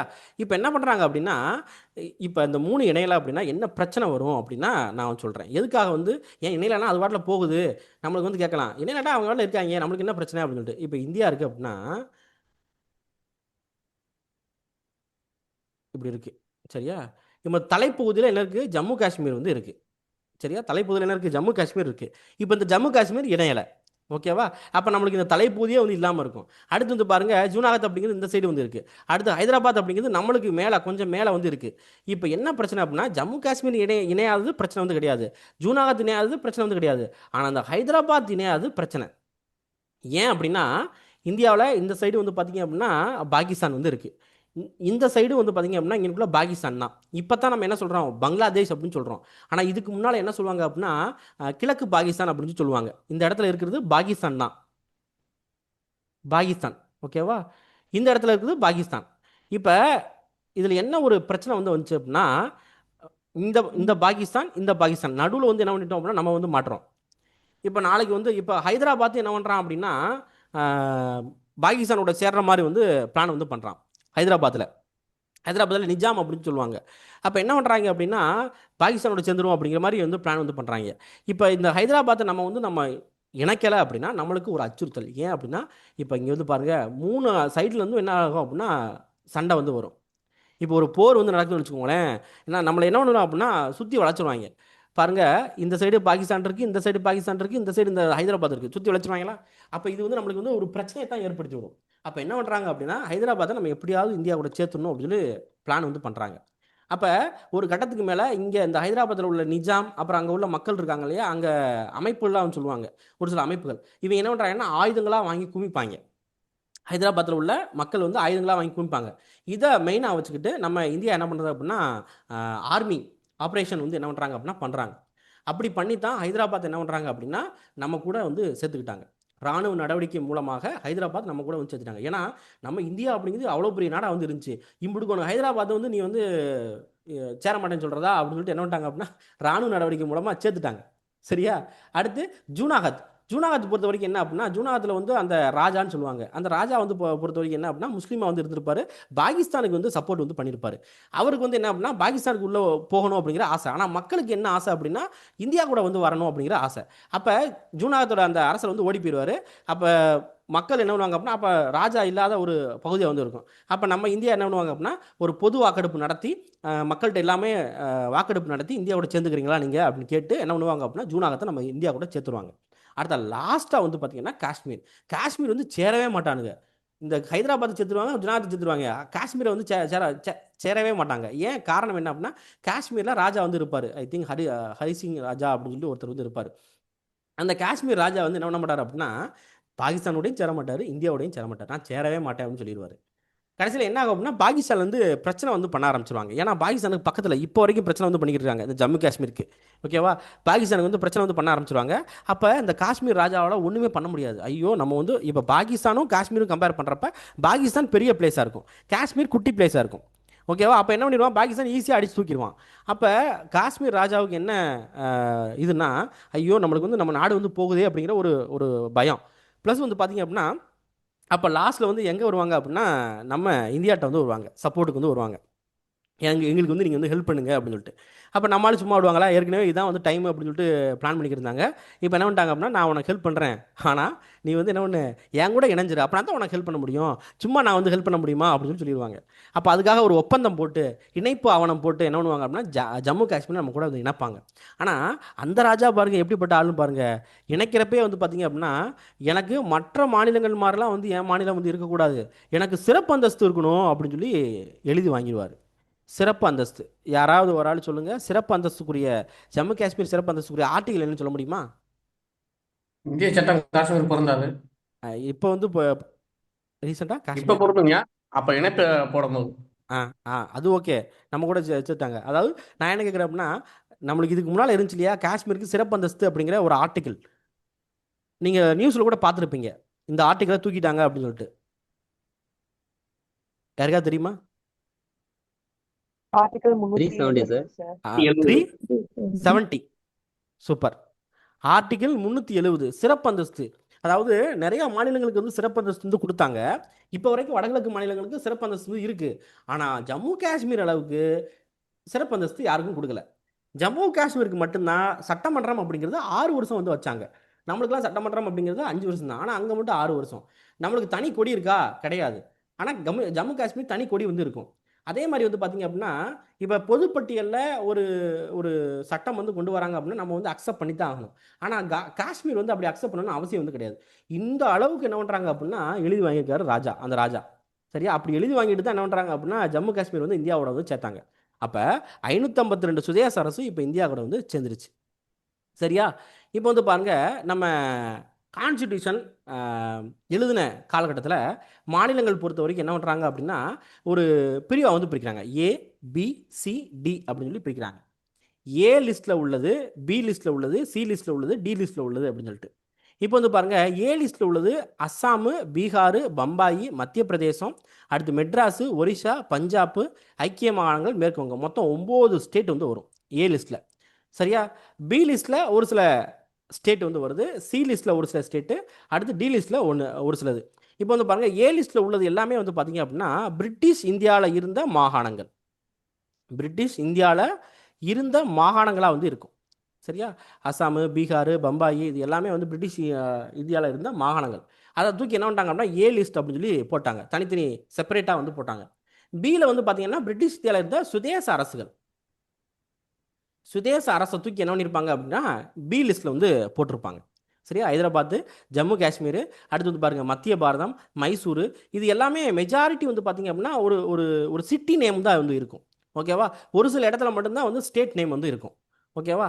அடுத்து வந்து பாருங்கள், இந்த சி லிஸ்ட்டில் ஒரு சிலது தனியாக வந்து ஒரு குறிப்பிட்ட ஒரு பிளேசஸ்லாம் வந்து தூக்கி சி லிஸ்ட்டில் வந்து போட்டாங்க. லாஸ்ட் டி லிஸ்ட்டில் வந்து பார்த்தீங்க அப்படின்னா ஒரு யூனியன் டெரிட்டோரி அந்தமான் நிக்கோபார், டியில் மட்டும் யூனியன் டெரிட்டோரி அந்தமான் நிக்கோபார் வந்து போட்டாங்க. டோட்டலாக கிட்டத்தட்ட ஒரு 29 ஸ்டேட் வந்து இதில் வந்து வரும். எப்போ இது எல்லாமே வந்து பார்த்தீங்க அப்படின்னா அரசியலமைப்பு உருவாக்கப்பட்ட காலத்தில். ஓகேவா? இப்படி வந்து பிரித்து வச்சுருக்காங்க. இது வந்து பார்த்தீங்க அப்படின்னா குரூப் 1 வந்து கேட்பாங்கப்பா, குரூப் 1 வந்து கேட்பாங்க, குரூப் 1, குரூப் 2 கேட்கறதுக்கு வாய்ப்பு வந்து இருக்குது. நம்ம குரூப் 4 அதிகபட்சமாக கேட்க மாட்டாங்க. பட் நம்ம நேரத்துக்குனே கேட்டாலும் கேட்டு போடுவாங்க. அதனால் என்ன பண்ணுங்க அப்படின்னா ஏ லிஸ்ட்டில் உள்ள மாநிலங்கள், பி லிஸ்ட்டில் உள்ள மாநிலங்கள், சி லிஸ்ட்டில் உள்ள மாநிலங்கள், இதை வந்து நல்லா வந்து பார்த்துக்கோங்க. சரியா? ரைட். இப்போ என்ன ஆயிடுச்சு, லிஸ்ட்டு போட்டு தனியாக பிரிச்சுட்டாங்க. இப்போ தான் வந்து நம்மளுக்கு சம்பவமே வந்து நடக்குது. என்ன சம்பவம் அப்படின்னா ஆந்திராவில் வந்து பார்த்தீங்க அப்படின்னா அவர் பேர் என்ன அப்படின்னா பொட்டி ஸ்ரீராமுலு அப்படிங்கிற ஒருத்தர். பொட்டி ஸ்ரீராமுலு அப்படிங்கிற ஒருத்தர். இவர் வந்து பார்த்தீங்க அப்படின்னா உண்ணாவிரதம் வந்து இருப்பார், உண்ணாவிரதம் இருப்பார். சரியா? இதுதான் வந்து பெரிய சர்ச்சையை வந்து ஏற்படுத்தும். சரி, முதல்ல எப்படி வந்துச்சுன்னு சொல்லிட்டேன். இப்போ நம்மளுக்கு அரசியலமைப்பு எழுதிட்டாங்க, நடைமுறைக்கு வந்துருச்சு. 1947 இந்த பிரச்சனை வந்து போச்சு. முக்கியமாக தென் மாநிலத்தில் பிரச்சனை வந்து போச்சு. என்ன அப்படின்னா தனி மாநிலம் வந்து வேணும் அப்படின்னு சொல்லி சண்டை போட்டுக்கிட்டே இருந்தாங்க. குடியரசு ஆனதுக்கப்புறம் இந்த சண்டை இன்னும் அதிகமாக வந்து ஆயிடுச்சு. ஓகேவா? இப்போ ஸ்டார்டிங்கில் 1948 வந்து பார்த்தீங்க அப்படின்னா எஸ்கே தார் கமிட்டி அப்படிங்கிற ஒரு கமிட்டி வந்து ஃபார்ம் பண்ணாங்க ஸ்டார்டிங்கில். ஏன்னா சண்டை போடுறாங்க இல்லையா, பிரச்சனை வந்து பண்ணுறாங்க இல்லையா. அப்போ என்ன பண்ணலாம் அப்படின்னா மொழிவாரி மாநிலத்தை வந்து நம்ம வந்து உருவாக்கலாமா? அப்போ எடுத்த உடனே வந்து உருவாக்கிட மாட்டாங்க, அதுக்கு ஒரு கமிட்டி வந்து ஃபார்ம் பண்ணுறாங்க. அந்த கமிட்டி பேர் எஸ்கே தார் கமிட்டி. எந்த வருஷம்? 1948. சரியா? நியமனம் வந்து பண்ணுறாங்க. இந்த கமிஷனை வந்து என்ன பண்ணுறாங்க அப்படின்னா, இந்த கமிட்டி என்ன பண்ணுறாங்க அப்படின்னா இது ஜூன் மாதம் ஆரம்பிக்கிறாங்க, டிசம்பர் மாதம் வந்து அறிக்கை வந்து கொடுத்துட்டாங்க. என்ன கொடுத்துட்டாங்க அப்படின்னா, எப்பா மொழி அடிப்படையிலலாம் மாநிலத்தை வந்து என்ன பண்ணக்கூடாது, பிரிக்கக்கூடாது. என்ன பண்ணணும் அப்படின்னா அட்மினிஸ்ட்ரேஷனுக்காக, நிர்வாக வசதிக்காக தான் பிரிக்கணும், மொழி அடிப்படையில் கண்டிப்பாக வந்து பிரிக்கக்கூடாது அப்படின்னு சொல்லிட்டாங்க இந்த எஸ்கே தார் கமிட்டி. அப்போ என்ன பண்ணிட்டாங்க அப்படின்னா சரி ஓகே விடுங்க, நம்ம வந்து பிரிக்க வேண்டாம் அப்படின்னு சொல்லி விட்டாங்க. அதுக்கப்புறமே என்ன பண்ணுறாங்க அப்படின்னா காங்கிரஸ் என்ன பண்ணுறாங்க அப்படின்னா 1948 டிசம்பரில், அதே வருஷத்தில் டிசம்பரில் வந்து காங்கிரஸ் வந்து என்ன பண்ணுறாங்க அப்படின்னா ஒரு கமிட்டி வந்து ஃபார்ம் பண்ணுறாங்க. அந்த கமிட்டி வந்து பார்த்திங்க அப்படின்னா ஜேவிபி கமிட்டி அப்படின்னு சொல்லுவாங்க. ஜேவிபி கமிட்டி இதுவும் 1948 தான். சரியா? அதாவது ஜவஹர்லால் நேரு, வல்லபாய் பட்டேல், அடுத்த பட்டாபி சீதாராமையா. சரியா? இவங்க 3 பேர் சேர்ந்தது தான் இந்த ஜேவிபி கமிட்டி அப்படின்னு சொல்லுவாங்க. 1948 இவங்க ஃபார்ம் பண்ணுவாங்க. இந்த டீமு என்ன பண்ணுவாங்க அப்படின்னா மொழிவாரி மாநிலம் உருவாக்குறதுக்கு இவங்க என்ன பண்ண மாட்டாங்க அப்படின்னா அக்செப்ட் பண்ண மாட்டாங்க. இவங்களோட அறிக்கையை 1949 ஏப்ரலில் வந்து சமர்ப்பிச்சிருப்பாங்க. இவங்க நிராகரிச்சிட்டாங்க பாருங்க. மாநிலங்களை மொழிவாரி அடிப்படையில் இது பண்ணுறதுக்கு நிராகரிச்சுவாங்க. இல்லை இல்லை வேண்டாம், நிர்வாக அடிப்படையில் தான் வந்து இருக்கணும் அப்படின்னு சொல்லிடுவாங்க. இப்போ என்ன ஆயிடுது அப்படின்னா கடைசியில் 1949 இப்படி சொன்ன உடனே சண்டை வந்து வர ஆரம்பிச்சு. சண்டை மீன்ஸ் என்ன அப்படின்னா போராட்டம் வந்து வெடிக்க ஆரம்பிச்சிடும். இந்த போராட்டம் ஒரு கட்டத்தில் பெரிய அளவில் வந்து வெடிக்க ஆரம்பிக்கும். அது எப்போ அப்படின்னா 1953. 1953 பொட்டி ஸ்ரீராமுலு அப்படிங்கிற ஒருத்தர் ஆந்திராக்காரர். சரியா, இவர் வந்து ஒரு காங்கிரஸ் கட்சிக்காரர் தான். இந்த பொட்டி ஸ்ரீராமுலு என்ன பண்ணுறாரு அப்படின்னா உண்ணாவிரதம் இருக்கிறார். அவர் வந்து ஒரு பெரிய அரசியல் தலைவர். இவர் வந்து என்ன பண்ணுறாரு அப்படின்னா உண்ணாவிரதம் வந்து இருக்கிறாரு. உண்ணாவிரதம் ஒரு 56 நாள் வந்து உண்ணாவிரதம் இருக்காரு. உண்ணாவிரதம் வந்து இறந்து போகிறார். இறந்து போன உடனே இந்த நார்மலாக இருக்கிற போராட்டம் பெரிய அளவில் ஒரு கிளர்ச்சியாக வந்து வெடிக்குது. சரியா, அப்போ வெடிக்கிறப்ப என்ன ஆகுது அப்படின்னா அப்போ நம்மளுக்கு வந்து சிஎம்மா யார் இருப்பாங்க அப்படின்னா ராஜாஜி வந்து இருந்திருப்பார். அவரெல்லாம் சமாதானப்படுத்துறதுக்கு வந்து போயிருப்பார். ஆனால் முடியவே முடியாது அப்படின்னு சொல்லியிருப்பாங்க. ஏன்னா இது நடக்குது எல்லாமே எங்கே இருக்குது, மெட்ராஸ் மாகாணத்தில் தான் நடக்குது. சரியா, அப்போ என்ன ஆகுது அப்படின்னா பிரச்சனை பெரிய அளவில் வந்து போகிறதுனால ஜவஹர்லால் நேரு தான் பிரதமராக வந்து இருந்திருப்பார். அப்போ அவர் வேறு வழி இல்லாமல் என்ன பண்ணுவார் அப்படின்னா அறிவிச்சிடார். முதல்ல அறிவிச்சிடார், ஓகேப்பா உங்களோட கோரிக்கையை வந்து நான் வந்து அக்செப்ட் பண்ணுறேன். நான் வந்து என்ன பண்ணுறேன், மொழிவாரி மாநிலமாக முதல் மொழிவாரி மாநிலமாக என்ன பண்ணுறோம் அப்படின்னா ஆந்திராவை அறிவிச்சிடும் அப்படின்னு சொல்லிட்டு அறிவிச்சிட்டாங்க. 1953 அறிவிச்சிருவாங்க. இப்போ என்ன ஆகுது அப்படின்னா இப்போ ஆந்திராவுக்கு மட்டும் நீ கொடுத்த அப்படின்னா அப்போ கர்நாடகாக்காரன் கேட்பான். சரியா, கேரளாக்காரன் கேட்பான். அப்போ எல்லாரும் ஒடியாக்காரன் கேட்குறாங்க. எல்லாரும் சண்டை போட ஆரம்பிச்சிடாங்க. அப்போ என்னடா இது ஒரு பெரிய பிரச்சனையாகி போச்சு. நம்ம என்ன பண்ணலாம் அப்படின்னா அப்போ மொழிவாரி மாநிலத்துக்காக நம்ம என்ன பண்ணுவோம் அப்படின்னா ஒரு கமிட்டி வந்து ஃபார்ம் பண்ணுவோம் அப்படின்னு சொல்லிட்டு ஒரு கமிட்டி வந்து ஃபார்ம் பண்ணுறாங்க. இதுதான் மெயினான கமிட்டி. 1953 என்ன கமிட்டி அப்படின்னா ஃபசல் அலி கமிட்டி. ஃபசல் அலி கமிட்டி. இந்த கமிட்டியை பொறுத்த வரைக்கும் இதுதான் வந்து இந்த மொழிவாரி மாநிலம் அடிப்படையிலான ஒரு குழு அப்படின்னு சொல்லலாம். ஏன்னா இந்த குழு தான் ஓகே நீங்கள் வந்து என்ன பண்ணுங்க மொழிவாரி மாநிலத்துக்கு வந்து ஓகே பண்ணுங்க அப்படின்னு சொல்லியிருப்பாங்க. ஏன்னா ஓகே பண்ணி தான் ஆகணும், வேற வழி வந்து இல்லை. சரியா, ஃபசல் அலி கமிட்டியில் KM பணிக்கர் வந்து ஒரு உறுப்பினராக இருந்திருப்பாங்க. HN குன்ஸ்ரு அப்படிங்கிற ஒருத்தர் வந்து உறுப்பினராக வந்து இருந்திருப்பாங்க. இந்த 2 பேரும் ஒரு உறுப்பினர். ஃபசல் அலி தலைமை தாங்கியிருப்பார். சரியா, இவங்க 1953 வந்து டிசம்பர் மாதம் வந்து இந்த கமிட்டி வந்து ஃபார்ம் பண்ணாங்க. இவங்க அறிக்கையை வந்து எப்போ கொடுக்குறாங்க அப்படின்னா 1955 செப்டம்பரில் வந்து அறிக்கை வந்து கொடுப்பாங்க. ஓகேவா, இப்போ இவங்க என்ன சொல்லிடுவாங்க அப்படின்னா மொழி அடிப்படையில் மறுசீரமைப்பு அப்படிங்கிறது ஓகே தான் அப்படின்னு சொல்லிடுவாங்க. ஆனால் என்ன பண்ணுறாங்க அப்படின்னா ஒரு மொழி ஒரு மாநிலம் அப்படிங்கிற கோட்பாட்டை இவங்க வந்து தூக்கிடுவாங்க. தமிழ் பேசுகிற மக்களா தமிழ்நாடு அப்படின்னு சொல்லக்கூடாது, தெலுங்கு பேசுகிற மக்களா ஆந்திரா அப்படின்னு சொல்லக்கூடாது. அந்த மாநிலத்தில் எத்தனை மொழி வேணால் பேசலாம் அப்படிங்கிற இதுக்கு தான் நான் அக்செப்ட் பண்ணுறேன். இந்த ஒரு மொழி ஒரு மாநிலம்னா வேண்டாம் அப்படின்னு சொல்லிடுவாங்க. சரியா, ரைட். இப்போ இவங்க என்ன பண்ணுறாங்க அப்படின்னா இந்த ABCDன்னு இருக்கு இல்லையா, நம்ம ஏற்கனவே பார்த்தோம் ஸ்டார்டிங்கில் A மாநிலம், B மாநிலம், C மாநிலம் அப்படின்னு சொல்லிட்டு அந்த விஷயத்தை வந்து என்ன பண்ணுறாங்கன்னா தூக்கிடுறாங்க. தூக்கிட்டு இந்த இந்த ஃபசல் அலி கமிட்டி என்ன சொல்கிறாங்க அப்படின்னா ஒரு 16 மாநிலங்கள் வந்து உருவாக்குங்க, ஒரு 3 யூனியன் பிரதேசம் வந்து உருவாக்குங்க அப்படின்னு சொல்லிட்டு பரிந்துரை வந்து பண்ணியிருப்பாங்க. ஆனால் நம்ம ஆளுங்க என்ன பண்ணியிருப்பாங்க தெரியுமா, நம்ம கவர்மெண்ட்டு நீ சொல்கிற மாதிரிலாம் ஏற்றுக்க முடியாது, 14 மாநிலம் வந்து நான் வந்து என்ன பண்ணுறேன் அப்படின்னா கொண்டு வரேன். சரியா, 14 மாநிலம் 6 யூனியன் பிரதேசம் வந்து கொண்டு வரேன் அப்படின்னு சொல்லிட்டு 1956 நவம்பர் 1 வந்து என்ன பண்ணியிருப்பாங்க அப்படின்னா கொண்டு வந்திருப்பாங்க. இதுக்கு தான் என்ன சொல்லுவாங்க அப்படின்னா மாநில மறுசீரமைப்பு சட்டம். இதுக்கு பேர் மாநில மறுசீரமைப்பு சட்டம் அப்படின்னு சொல்லுவாங்க. 1956 நவம்பர் 1 வந்து கொண்டு வந்திருப்பாங்க. இதன் அடிப்படையில் மொழிவாரி மாநிலங்கள் உருவாக்கப்பட்டது. அதாவது தமிழ்நாடு, இந்த மெட்ராஸ் அப்படிங்கிற இந்த மாநிலம், அடுத்து வந்து ஆந்திரா வந்து தனியாக வந்து போச்சு. ஸோ இந்த மாதிரி ஒரு 14 மாநிலத்தை வந்து என்ன பண்ணுறாங்க அப்படின்னா உருவாக்குறாங்க. எத்தனை மாநிலம், 14 மாநிலத்தை வந்து என்ன பண்ணுறாங்க அப்படின்னா உருவாக்குறாங்க. 14 மாநிலம் உருவாக்கி ப்ளஸ் 6 யூனியன் பிரதேசம் வந்து உருவாக்குனாங்க. காரணகர்த்தா யார், இந்த கமிட்டி தான் வந்து காரணகர்த்தா. முக்கியமாக யார் காரணகர்த்தா அப்படின்னா இந்த பொட்டி ஸ்ரீராமுலு தான் காரணகர்த்தா. சரியா, இந்த பொட்டி ஸ்ரீராமுலு வந்து போராட்டம் பண்ணதுனால தான் இந்த அளவுக்கு வந்து வந்துச்சு, மொழிவாரி மாநிலமாக வந்து பிரித்தாங்க. சரிப்பா, இப்போ இந்த மாதிரி தமிழ்நாட்டிலையும் ஒருத்தர் வந்து போராட்டம் வந்து பண்ணார். யார், ஏதாவது சொல்ல முடியுமா? அதாவது மொழிவாரி மாநிலத்துக்காக இல்லை, தமிழ்நாடு அப்படின்னு சொல்லி பெயர் மாற்றம் செய்யக்கூடிய ஒருத்தர் வந்து இறந்து போனார். சங்கரலிங்கனார். சங்கரலிங்கனார். ஓகேவா, தமிழ்நாட்டில் விருதுநகரில் வந்து பார்த்திங்க அப்படின்னா சங்கரலிங்கனார் அப்படிங்கிற ஒருத்தர் வந்து பார்த்திங்க அப்படின்னா தமிழ்நாடு அப்படின்னு சொல்லி பெயர் மாற்றம் பண்ணணும் அப்படிங்கிற ஒரு கோரிக்கை, மெயின் கோரிக்கையாக வச்சு அவர் வந்து உண்ணாவிரதம் இருந்திருப்பார். உண்ணாவிரதம் இருந்து இறந்து போயிருப்பார். ஓகேவா, சரி. இப்போ இப்படி தான் வந்து என்ன ஆயிருக்கு அப்படின்னா நம்ம மாநிலம் வந்து உருவாக்கப்பட்டது. இப்போ வந்து பாருங்கள் ஸ்டார்டிங்கில், அதாவது 1956 நவம்பர் 1 அதே மாதிரி இது எத்தனையாவது சட்டத்திருத்தம் அப்படின்னு கேட்பாங்க. 7வது சட்டத்திருத்தம். 7வது சட்ட திருத்தம் 1956. சரியா? எப்போ அமலுக்கு வந்தது அப்படின்னா 1956 நவம்பர் 1 வந்து அமலுக்கு வந்து வந்துருச்சு. இப்போ வந்து பாருங்க, இப்போ ஆக்சுவலாக இதில் இந்த எல்லை மாகாண போராட்டத்தில் வந்து நீங்கள் தமிழில் கூட வந்து படிச்சிருப்பீங்க. என்ன அப்படின்னா 10th தமிழ்னு நினைக்கிறேன். ஐ திங்க் யாரோ ஒருத்தரோட வரலாறு படிக்கிறப்ப இந்த எல்லை பற்றி வந்து படிச்சிருப்பீங்க. இங்கேருந்து நம்ம தமிழ்நாட்டிலேருந்து வந்து பார்த்தீங்கன்னா நம்மளுக்கு என்ன இருப்பாங்க அப்படின்னா திருப்பதியே கேட்டிருப்பாங்க. இப்போ திருப்பதி எங்கே இருக்குது? ஆந்திராவில் வந்து இருக்குது. திருப்பதியே வந்து தமிழ்நாட்டில் வந்து வரணும் அப்படின்னு சொல்லி கேட்டிருப்பாங்க. அது மாதிரி ஆந்திராக்காரன் என்ன பண்ணுவாங்கன்னா மெட்ராஸ் வந்து எனக்கு கொடு அப்படிமா. சரியா? எப்போ அந்த காலத்தில் வந்து நடந்துச்சு, அந்த 1956 டைமில் வந்து இந்த எல்லை பிடிக்கிறப்ப வந்து நடந்துச்சு. ஏன் அப்படின்னா இப்போ இந்தியா இருக்குது அப்படின்னா இந்தியாவில் மெட்ராஸ் மாகாணம் அப்படிங்கிறது எல்லா இதையும் கர்நாடகா உள்ளே இருக்குது, கேரளா உள்ளே இருக்குது, ஆந்திரா உள்ளே இருக்குது, ஒடிசா வந்து உள்ளே இருக்குது, இவ்வளோ விஷயம் உள்ளே இருக்குது. அப்போ பிரிக்கிறப்ப என்ன ஆகுது அப்படின்னா பிரச்சனை வந்து வருது. அப்போ என்ன பண்ணுறாங்க அப்படின்னா மொழி, இப்போ நான் நார்மலாக கன்னியாகுமரி அப்படிங்கிறது இருக்கா, கன்னியாகுமரி ஆக்சுவலாக எங்கே போக வேண்டியது அப்படின்னா கேரளாவுக்கு வந்து போக வேண்டியது, கேரளாவுக்கு வந்து போக வேண்டியது. ஆனால் நம்ம ஓரளவுக்கு தமிழ் பேசுகிற மக்கள் இருக்கிறதுனால, ஆனால் கன்னியாகுமரி மாவட்ட மக்களோட அந்த பழக்க வழக்கம் கேரளா மக்களோட ஒத்து போகும். சரியா? ஆனால் இப்போ இந்த கன்னியாகுமரி மாவட்டம்லாம் வந்து பார்த்திங்க அப்படின்னா நம்ம கூட எப்போ வந்து லிங்க் ஆனிச்சு அப்படின்னா 1956 நவம்பர் 1 தான் வந்து லிங்க் ஆச்சு. ஓகேவா?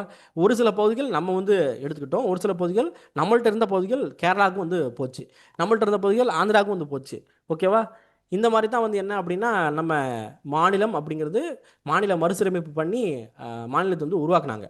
ரைட்? இந்த 14 மாநிலங்கள் வந்து இந்த லிஸ்ட் வந்து இருக்குது. இந்த 14 மாநிலங்களை வந்து பார்த்துக்கோங்க. 6 யூனியன் பிரதேசங்கள். இந்த யூனியன் பிரதேசங்கள் அந்தமான் நிக்கோபார், டெல்லி, இமாச்சல பிரதேசம், லட்சத்தீவு, மினிக்காய் அமிழ்ந்தீவு தீவுகள், மணிப்பூர், திரிபுரா அப்படிங்கிறது. இதில் இந்த மணிப்பூர், திரிபுராலாம் இப்போ வந்து என்ன பண்ணிட்டாங்க அப்படின்னா ஸ்டேட்டாக வந்து மாற்றிட்டாங்க. இமாச்சல பிரதேசமும் ஸ்டேட்டாக வந்து மாற்றிட்டாங்க. ஓகேவா? ரைட். இப்போ நம்ம என்ன பார்த்துருக்கோம் அப்படின்னா யூனியன் அண்ட் இட்ஸ் டெரிட்டோரி வந்து பார்த்துருக்கோம். இப்போ இதில் வந்து நான் வந்து எப்படி உருவானுச்சுன்னு மட்டும்தான் சொல்லியிருக்கேன். ஆனால் இதுக்கப்புறம் ஒரு லிஸ்ட் வந்து வரும். என்ன லிஸ்ட் அப்படின்னா எந்த மாநிலம் எப்போது உருவாக்கப்பட்டது, எந்த சட்டத்தின் அடிப்படையில் உருவாக்கப்பட்டது. நான் அதை இன்றைக்கே கொண்டு வந்திருப்பேன், பட் இன்றைக்கி சொன்னோம் அப்படின்னா ரொம்ப குழம்பி போவீங்க. அதனால் வந்து வேண்டாம் அப்படின்னு சொல்லிட்டு தனியாக நான் வந்து கொடுக்குறேன். அந்த மாநிலங்கள் உருவாக்கப்பட்ட ஆண்டு சட்ட திருத்தம். சரியா? ரைட். இப்போ வந்து பாருங்கள், இப்போ இந்த லிங்குவிஸ்டிக் கமிட்டி மட்டும் ஒரு டைம் ரீகால் வந்து பண்ணியிருக்கேன். 1948 முத என்ன கமிட்டி வந்து ஃபார்ம் பண்ணாங்க? தார் குழு. எஸ்கே தார் கமிட்டி. எஸ்கே தார் கமிட்டி. சரியா? அதே 1948 ரெண்டாவது என்ன கமிட்டி வந்து ஃபார்ம் பண்ணாங்க? JVP committee. ஜேவிபி குழு. JVP committee. ஜவஹர்லால் நேரு, வல்லபாய் பட்டேல், பட்டாபி சித்தாராமையா. அடுத்து 1953 என்ன கமிட்டி வந்து ஃபார்ம் பண்ணாங்க? Faisal committee. Fazal Ali committee. Fazal Ali committee. இந்த ஃபசல் அலி கமிட்டி 1953 அமைச்சாங்களா? இவங்களோட அறிக்கையை எந்த வருஷம் கொடுத்தாங்க? 1955 வந்து கொடுத்தாங்க. ஓகே. இந்த மாநில மறுசீரமைப்பு அப்படிங்கிறது எந்த ஆண்டு எந்த நாளில் வந்து நடைமுறைக்கு வந்துச்சு? 1956 நவம்பர் 1. 1956 நவம்பர் 1 வந்து நடைமுறைக்கு வந்து வந்துச்சு. ஓகேவா? எத்தனை மாநிலம் வந்து இருந்துச்சு? 14 மாநிலம். 14 மாநிலம் plus 6 யூனியன் பிரதேசம். ரைட்டா? இப்போ படிக்கணும் அப்படின்னா இப்படி தான் படிக்கணும். ஒரு முக்கியமான விஷயங்கள் மட்டும் நம்ம என்ன பண்ணணும் அப்படின்னா நீங்கள் வாட்டில் பேராரப்பா படிச்சுக்கிற கூடாது. அதில் என்ன முக்கியம் அப்படிங்கிற மட்டும் தெரிஞ்சுட்டா போதும். இந்த இதில் வந்து இந்த 3 கமிட்டி ப்ளஸ் இந்த நாள் இது வந்து நல்லா வந்து தெரிஞ்சுக்கணும். முதல்ல இதை வந்து மைண்டில் வந்து ஏற்றணும். அதுக்கப்புறம் தான் கொஞ்சம் கொஞ்சமாக தான் மொத்தமாக வந்து மைண்டில் வந்து ஏற்ற முடியும். அது மாதிரி ABCD அப்படின்னு சொல்லிட்டு மாநிலமாக வந்து பிரித்தாங்க அப்படிங்கிறது மட்டும் தான் மைண்டில் இப்போ வந்து இருக்கணும். நீ ஏல என்ன, பியில் என்ன, சியில் என்ன அப்படின்னு சொல்லிட்டு பின்னால் வந்து பார்த்துக்கலாம். திரும்ப நீங்கள் ரீகால் பண்ணுவீங்க இல்லையா? அப்போ ஏல இந்த ஸ்டேட்லாம் வந்து இருக்குது, பியில் இந்த ஸ்டேட்லாம் இருக்குது, சியில் இந்த ஸ்டேட்லாம் இருக்குது அப்படின்னு சொல்லிட்டு இப்போதைக்கு என்ன பண்ணலாம் அப்படின்னா டியில் என்ன இருக்குன்னு கேட்டால் சொல்லிடுவீங்க. டியில் என்ன இருக்குது? யூனியன் பிரதேசம், அந்தமான் நிக்கோபார் தீவு வந்து இருக்குது. இது மட்டும் தெரிஞ்சுக்கோங்க. அவ்வளோதான், முடிஞ்சு போச்சு. சரியா? கொஞ்சம் கொஞ்சமாக என்ன பண்ணலாம் அப்படின்னா மைண்டில் வந்து ஏற்றலாம். ஓகே. இப்போ நம்ம என்ன பண்ணிட்டோம் அப்படின்னா யூனியன் அண்ட் டெரிட்டோரி வந்து பார்த்துருக்கோம். அதாவது நான் வந்து கொஞ்சம் தான் யூனியன் டெரிட்டோரியில் கொஞ்சம் வந்து நடத்திருக்கேன், இன்னும் கொஞ்சம் வந்து இருக்குது. அதாவது அந்த ஒரு டேப்லர் காலம் மட்டும் வந்து வரும். அந்த டேப்லர் காலம் மட்டும் நான் வந்து உங்களுக்கு வீடியோ வந்து கொடுக்குறேன். ஸோ ஓகேவா? சரி. இப்போ நம்ம எங்கே போகலாம் அப்படின்னா இந்த இந்திய அரசியலமைப்புக்கு வந்து போகலாம். ஏன்னா இது கொஞ்சம் பெண்டிங் வந்து இருக்கு இல்லையா? பெண்டிங் மீன்ஸ் என்ன அப்படின்னா இந்த நான் பிடிஎஃப் வந்து நான் வந்து உங்களுக்கு வந்து கொடுத்துட்றேன். அதாவது நம்ம குரூப்பில் வந்து கொடுத்துட்றேன். ஸ்கூல் புக்கில் உள்ள கண்டென்ட் இது எல்லாமே. இது முழுக்க ஸ்கூல் புக் கண்டென்ட். சரியா?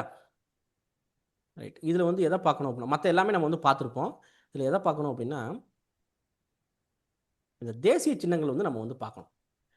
தேசிய சின்னங்கள் இதில் வந்து ஸ்கூல் புக்கில் உள்ள கண்டென்ட் மட்டும் எடுத்து வந்திருக்கேன். இதை மட்டும் வந்து சும்மா தெரிஞ்சு வச்சுக்கோங்க. தமிழ்நாட்டில் புதுக்கோட்டையில் வந்து பார்த்திங்க அப்படின்னா, விராலிமலையில் வந்து பார்த்திங்க அப்படின்னா மயில்களுக்கான சரணாலயம் வந்து இருக்குது. மயிலை வந்து பாதுகாக்கணும் அப்படிங்கிறதுக்காக சரணாலயம் வந்து இருக்குது. மயில் வந்து என்னப்பா நம்மளுக்கு இந்தியாவுக்கு என்னப்பா வரும்? தேசிய பறவை. மயில் வந்து இந்தியாவோட தேசிய பறவை. ஓகே, நம்மளுக்கு தேசிய சின்னங்கள் என்னென்னலாம் இருக்குது அப்படின்னு சொல்லி பார்க்கலாம். ஃபஸ்ட்டு ஆலமரம். ஆலமரம் இந்தியாவோட தேசிய மரம். சரியா? 1950 வந்து கொண்டு வந்தாங்க. 1950 ஒரு 3 விஷயம் வந்து கொண்டு வந்திருப்பாங்க. ஒன்று வந்து பார்த்தீங்க அப்படின்னா ஆலமரம், ரெண்டாவது தாமரை, மூணாவது மாம்பழம். சரியா? தேசிய சின்னமாக கொண்டு வந்தாங்க ஆலமரம், தாமரை, மாம்பழம் 1950. நீங்கள் என்ன கூடாது, ஆலமரம் 1950, தாமரை 1950, மாம்பழம் 1950 இப்படி வந்து படிக்கக்கூடாது. 1950 3 விஷயம் ஆலமரம், தாமரை, மாம்பழம் வந்து கொண்டு வந்தாங்க, தேசிய சின்னங்களாக கொண்டு வந்தாங்க அப்படின்னு சொல்லி மைண்டை வந்து வச்சுக்கோங்க. சரியா? அதாவது இது வந்து தேசிய பூ, அதாவது தேசிய மலராக, இது தேசிய பழமாக என்ன பண்ணுறாங்க அப்படின்னா கொண்டு வராங்க. அடுத்து 1963 வந்து பார்த்தீங்க அப்படின்னா மயிலை வந்து தேசிய பறவையாக வந்து அறிவிக்கிறாங்க. ஓகேவா? இப்போ இந்த மயிலை நீங்கள் வந்து அடிக்கலாமா? கூடாதுங்க. கூடாது. மயிலை வந்து என்ன பண்ணக்கூடாது அப்படின்னா அடிக்கக்கூடாது. ஆனால் கிராமத்தில் இன்றளவு என்ன பண்ணுவாங்க, மயிலை வந்து அடிச்சுக்கிட்டு இருப்பாங்க. மயிலை வந்து அடிக்கவே கூடாது. நீங்கள் அப்படி அடிக்கிறது வந்து தெரிஞ்சு போச்சு அப்படின்னா உங்களை பிடிச்சி ஜெயிலே வந்து போடலாம். ஏன்னா நம்மளோட தேசிய பறவை இல்லையா? ஸோ அதனால் வந்து அடிக்கக்கூடாது. இப்போ நார்மலாக உங்கள் ஊரில் வந்து பார்த்திங்க அப்படின்னா மயில் வந்து அடிபட்டு கிடக்குது அப்படின்னா நம்மளாம் பக்கத்துலேயே போயிடக்கூடாது. நம்ம வந்து நம்ம வாட்டில் தூக்கி ஏதாவது ஆயிடுச்சு அப்படின்னா கடைசியில் உங்கள் மேலே வந்து பழி வந்து வந்துடும். அதை நம்ம என்ன பண்ணணும் அப்படின்னா முறையாக நம்ம விஓட்ட போய் சொல்லணும், இந்த மாதிரி மயில் வந்து ஒன்று கிடக்கு, நீங்கள் வந்து இன்ஃபார்ம் பண்ணுங்கள், நீங்கள் ஃபாரஸ்ட்டுக்கு வந்து இன்ஃபார்ம் பண்ணுங்கள் அப்படின்னு சொல்லணும். அவங்க அதுக்கப்புறம் ஃபாரஸ்ட் டிபார்ட்மெண்ட் வந்து பார்த்து மயிலை வந்து தூக்கிட்டு போவாங்க. ஓகேவா? அதே மாதிரி மான் கிடந்தாலும் அப்படி தான். வனவிலங்குகள் வந்து ஏதாவது ஒன்று இருக்குது அப்படின்னா நீங்கள் என்ன பண்ணிடக்கூடாது, போயிட்டு அடித்து சாப்பிட்றக்கூடாது. நம்ம சாப்பிட்டோம் அப்படின்னா கடைசியில் நம்மளை தூக்கிட்டு போயிடுவாங்க. ஓகேவா? சரி, அடுத்து வந்து பாருங்கள், புலி 1973 வந்து தேசிய விலங்காக வந்து அறிவிச்சாங்க. புலி 1973. சரியா? அடுத்து கங்கை ஆறு தேசிய நதியாக 2008 வந்து அறிவிச்சாங்க. கங்கை ஆறு பொறுத்தவரைக்கும் கங்கை ஆறோட நீளம் எவ்வளோ அப்படின்னா 25. கங்கை ஆறோட நீளம் 2525. சரியா? ரைட். அதே மாதிரி இந்தியாவில் மிக நீளமான ஆறு எதுன்னு கேட்டால் இந்த கங்கை ஆறு தான். ஓகேவா? சரி, இப்போ நம்ம இந்தியாவில் இமயமலை ஆறுகள் அப்படின்னு சொல்லிட்டு எதை சொல்லுவாங்க? யாருக்காவது தெரியுமா? சிந்து நதி. இமயமலை ஆறுகள் அப்படின்னு சொல்லிட்டு எதை சொல்லுவாங்க? சிந்து நதி. வற்றாத ஆறுகள் சார். வற்றாத ஆறுகள். ஓகே. சிந்து நதி அப்படின்னு சொன்னாங்க. ஓகே, சிந்து. ஓகே, வேற வேற எந்த ஆறு? கங்கா. கங்காவும் இமயமலை ஆறு தான், இமயமலையில் உருவாகுது. சரியா? அடுத்து பிரம்மபுத்திரா, இந்த ஆறும் இமயமலையில் உருவாகிறது தான். அப்போ 3 ஆறு வந்து இமயமலை ஆறு லிஸ்ட்டில் வந்து வரும். சிந்து, கங்கா, பிரம்மபுத்திரா, இதெல்லாம் நம்ம நம்ம இந்தியாவில் இருக்கிற மேஜர் ரிவர்ஸ், பெரிய ஆறுகள் அப்படின்னு சொல்லலாம். ஓகேவா? இப்போ சிந்து வந்து பார்த்தீங்க அப்படின்னா நம்ம இந்தியாவுக்குள்ளே பாயுதா அப்படின்னு கேட்டால் கிடையாது. இந்தியாவுக்குள்ளே கொஞ்சம் பாஞ்சிட்டு பாகிஸ்தான். போயிடும், பாகிஸ்தானுக்கு வந்து போயிடும். பாகிஸ்தான். ரைட்டு. கங்கா வந்து முழுக்க முழுக்க இந்தியாவில் பாயிறது. ஓகேவா? பிரம்மபுத்திரா எங்கே பாஞ்சிட்டு நம்மளுக்கு வந்து வருது தெரியுமா யாருக்காவது? அஸ்ஸாம். அசாமா? பங்களாதேஷ். பங்களாதேஷ். பங்களாதேஷில் பாஞ்சிட்டு நம்மளுக்கு வந்து வருது. ஓகேவா? கங்கா வந்து நம்ம நம்ம நம்ம நம்ம இதில் வந்து பாஞ்சிட்டு லாஸ்ட்டாக பங்களாதேஷ்க்கு வந்து போகும். ஓகேவா? சரி, இது சும்மா நீங்கள் ஜாகிரபி படிக்கிறப்ப நீங்கள் வந்து படிப்பீங்க. இப்போ சும்மா தெரிஞ்சுக்காக நான் வந்து கேட்டேன். அடுத்ததாக யானையை வந்து பார்த்திங்க அப்படின்னா பெரிய விலங்காக யானையை வந்து அறிவிச்சாங்க 2010. ஆசியாவை தாயமாக கொண்ட யானையை. சரியா? ஆசிய யானைகள் இது. அடுத்து வந்து ஆற்று ஓங்கில். ஆற்று ஓங்கில் அப்படின்னா டால்ஃபின் அப்படின்னு சொல்லுவாங்க. முக்கியமாக கங்கை டால்ஃபின், கங்கை ஆற்று டால்ஃபின் அப்படின்னு சொல்லலாம். ஓங்கிலாம் என்ன, டால்ஃபினை தான் என்ன சொல்கிறாங்க அப்படின்னா ஆற்று ஓங்கில் சொல்லுவாங்க. 2010 வந்து அறிவிச்சாங்க. அடுத்து ராஜநாகம். இதுக்கு வந்து ஆண்டெல்லாம் வந்து கொடுக்கல. ராஜநாகம் அப்படிங்கிறது நம்ம தேசிய ஊர்வனவாக சொல்கிறாங்க. ஹேபிபாகஸ் ஹானா, அதுக்கு வந்து அறிவியல் பேர் என்ன அப்படின்னா ஹேபிபாகஸ் ஹானா அப்படிங்கிறது. அதே மாதிரி உலகத்திலேயே வந்து மிக நீண்ட விஷம் நிறைந்த பாம்பு அப்படிங்கிறது இந்த ராஜநாகம் தான். ராஜநாகம் கண்டிப்பாக வந்து ஒரு 10 அடியிலேருந்து 12 அடி வரைக்கும் வந்து இருக்கும். சரியா? அது படம் எடுத்தாலே நம்ம அளவுக்கு வந்து நிற்கும். ஆனால் இது வந்து ராஜநாகம் அப்படிங்கிறது நம்ம ஏரியாவில் வந்து பார்க்க முடியுமா? பார்க்கலாங்க. பார்க்கலாமா? மேற்கு தொடர்ச்சி மலை. மலைப்பகுதியில் மகாலிங்கமலை. வந்து பார்க்கலாம். சரியா? நம்ம சமவெளி பகுதியில் வந்து பார்க்கறது கஷ்டம். ஆனால் மலைப்பகுதி, மலைனா இந்த மலைப்பகுதி, இந்த பகுதியில் வந்து பார்த்தீங்க அப்படின்னா இந்த லைன் வந்து வரும். மலைப்பகுதியில் வந்து பார்க்கலாம். ப்ளஸ் இந்த மலையை ஒட்டி இருக்கிற அந்த கீழ் பகுதி இருக்கு இல்லையா, அந்த பகுதியில் வந்து பார்க்கலாம். இப்போ இதெல்லாம் வந்து எங்கே பார்க்கலாம் அப்படின்னா, நம்ம தமிழ்நாட்டை பொறுத்த வரைக்கும் இந்த மேற்கு தொடர்ச்சி மலை ஒட்டி இருக்கிற பிளேசஸ். இப்போ எக்ஸாம்பிளுக்கு வந்து பார்த்தீங்க அப்படின்னா, இப்போ எங்கள் விருந்தினர் எடுத்துட்டீங்க அப்படின்னா மகாலிங்கமலை. ராஜபாளையம் இந்த ஏரியாவில் வந்து இதை வந்து பார்க்கலாம். ஆனால் அவ்வளோ சீக்கிரத்தில் வந்து பார்க்க முடியாது. இது வந்து அவ்வளோ சீக்கிரத்தில் வந்து யாரையும் தீண்டாது. ஆனால் தீண்டுனா ஆள் காலி ஆயிடுவாங்க. ராஜநாகம் அப்படிங்கிறது. சரியா? ரைட். அடுத்து தமிழகத்துக்கு இயற்கை சின்னங்கள். இயற்கை சின்னங்கள் பொறுத்த வரைக்கும் நம்ம தமிழகத்தோட விலங்கு, மாநில விலங்கு என்ன அப்படின்னா வரையாடு. இது உங்களுக்கு தெரியும். வரையாடு அப்படிங்கிறது எங்கே காணப்படும்? மேற்கு யாராச்சும் தொடர்ச்சி மலை. ராஜபாளையம் பக்கம். ராஜபாளையம் பக்கம். மேற்கு நீலகிரி தொடர்ச்சி சார். மேற்கு தொடர்ச்சி மலை ஓகே தான். நீலகிரி அப்படிங்கிறது இது சொல்றதே வந்து நீலகிரி வரையாடு அப்படின்னு தான் சொல்லுவாங்க. சரியா? இது இது வந்து தமிழகத்தோட மாநில விலங்கு. அடுத்து தமிழகத்தோட மாநில பறவை என்ன அப்படின்னா மரகத புறா அப்படிங்கிறது. தமிழகத்தோட மாநில மலர் செங்காந்தல் மலர். மாநில மரம் பனை மரம் அப்படிங்கிறது. ஓகேவா? பனை மரத்தில் என்ன பண்ணக்கூடாது? வெட்டக்கூடாது. நாளைக்கு நீங்கள் விஓ ஆனீங்க அப்படின்னா பனை மரத்தை யாராவது வெட்டினாங்க அப்படின்னா நம்ம என்ன பண்ணணும்? போலீஸ் ஸ்டேஷனில் கம்ப்ளைண்ட் வந்து பண்ணணும். சரியா? ரைட். வெட்டிட்டாங்க அப்படின்னு சொல்லி விட்டுறக்கூடாது. அப்புறம் நம்மளுக்கு வந்து என்ன பண்ணுவாங்க? ஆக்ஷன் வந்து எடுப்பாங்க. ஓகே. அடுத்து வந்து பாருங்கள், இதெல்லாம் வந்து ஒரு சில தேசிய சின்னங்கள். இதையும் நம்ம வந்து பார்த்துக்கலாம். ஃபஸ்ட்டு வந்து தேசிய கொடி. ஸோ தேசிய கொடியை பொறுத்த வரைக்கும் என்ன அப்படின்னா, நம்மளுக்கு மூவண்ண கொடி அப்படின்னு சொல்லி தெரியும். மூவண்ண கொடி ஓகே. மூவண்ண கொடியை பொறுத்த வரைக்கும் என்ன அப்படின்னா, என்னென்ன நிறம் வந்து இருக்குது? காவி இருக்குது, பச்சை இருக்குது, வெள்ளை வந்து இருக்குது. காவி வந்து எதை குறிக்குது அப்படின்னா, தைரியத்தையும் தியாகத்தையும் வந்து குறிக்குது. ஓகேவா? பச்சை நிறம் என்னதை குறிக்குது அப்படின்னா, வளத்தை வந்து குறிக்குது. ஓகேவா? வெள்ளை நிறம் வந்து நேர்மை, அமைதி, தூய்மையை வந்து குறிக்குது. இது பார்க்குறதுக்கு நம்மளுக்கு வந்து எளிமையாக வந்து இருக்கும். ஆனால் எக்ஸாமில் வந்து கேட்குறப்போ உங்களுக்கு வந்து குழப்பம் ஒரு சில இடத்துல. ஓகேவா?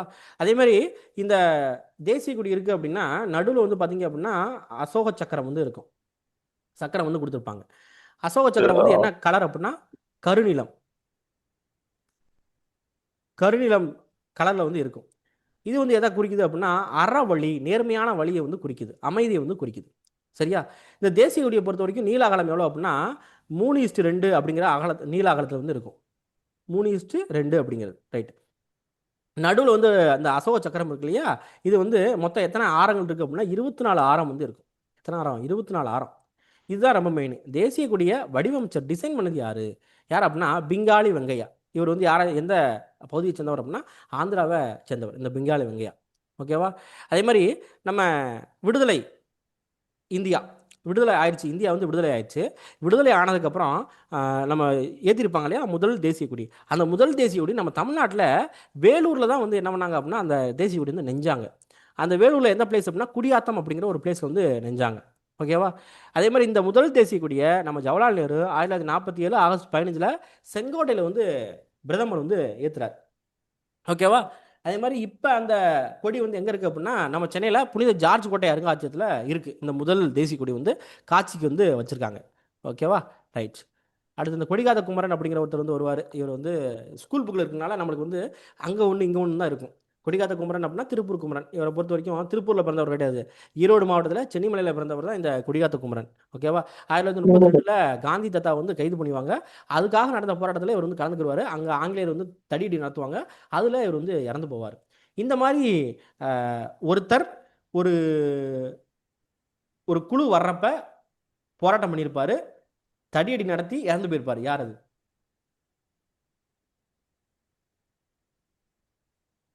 யாருப்பா?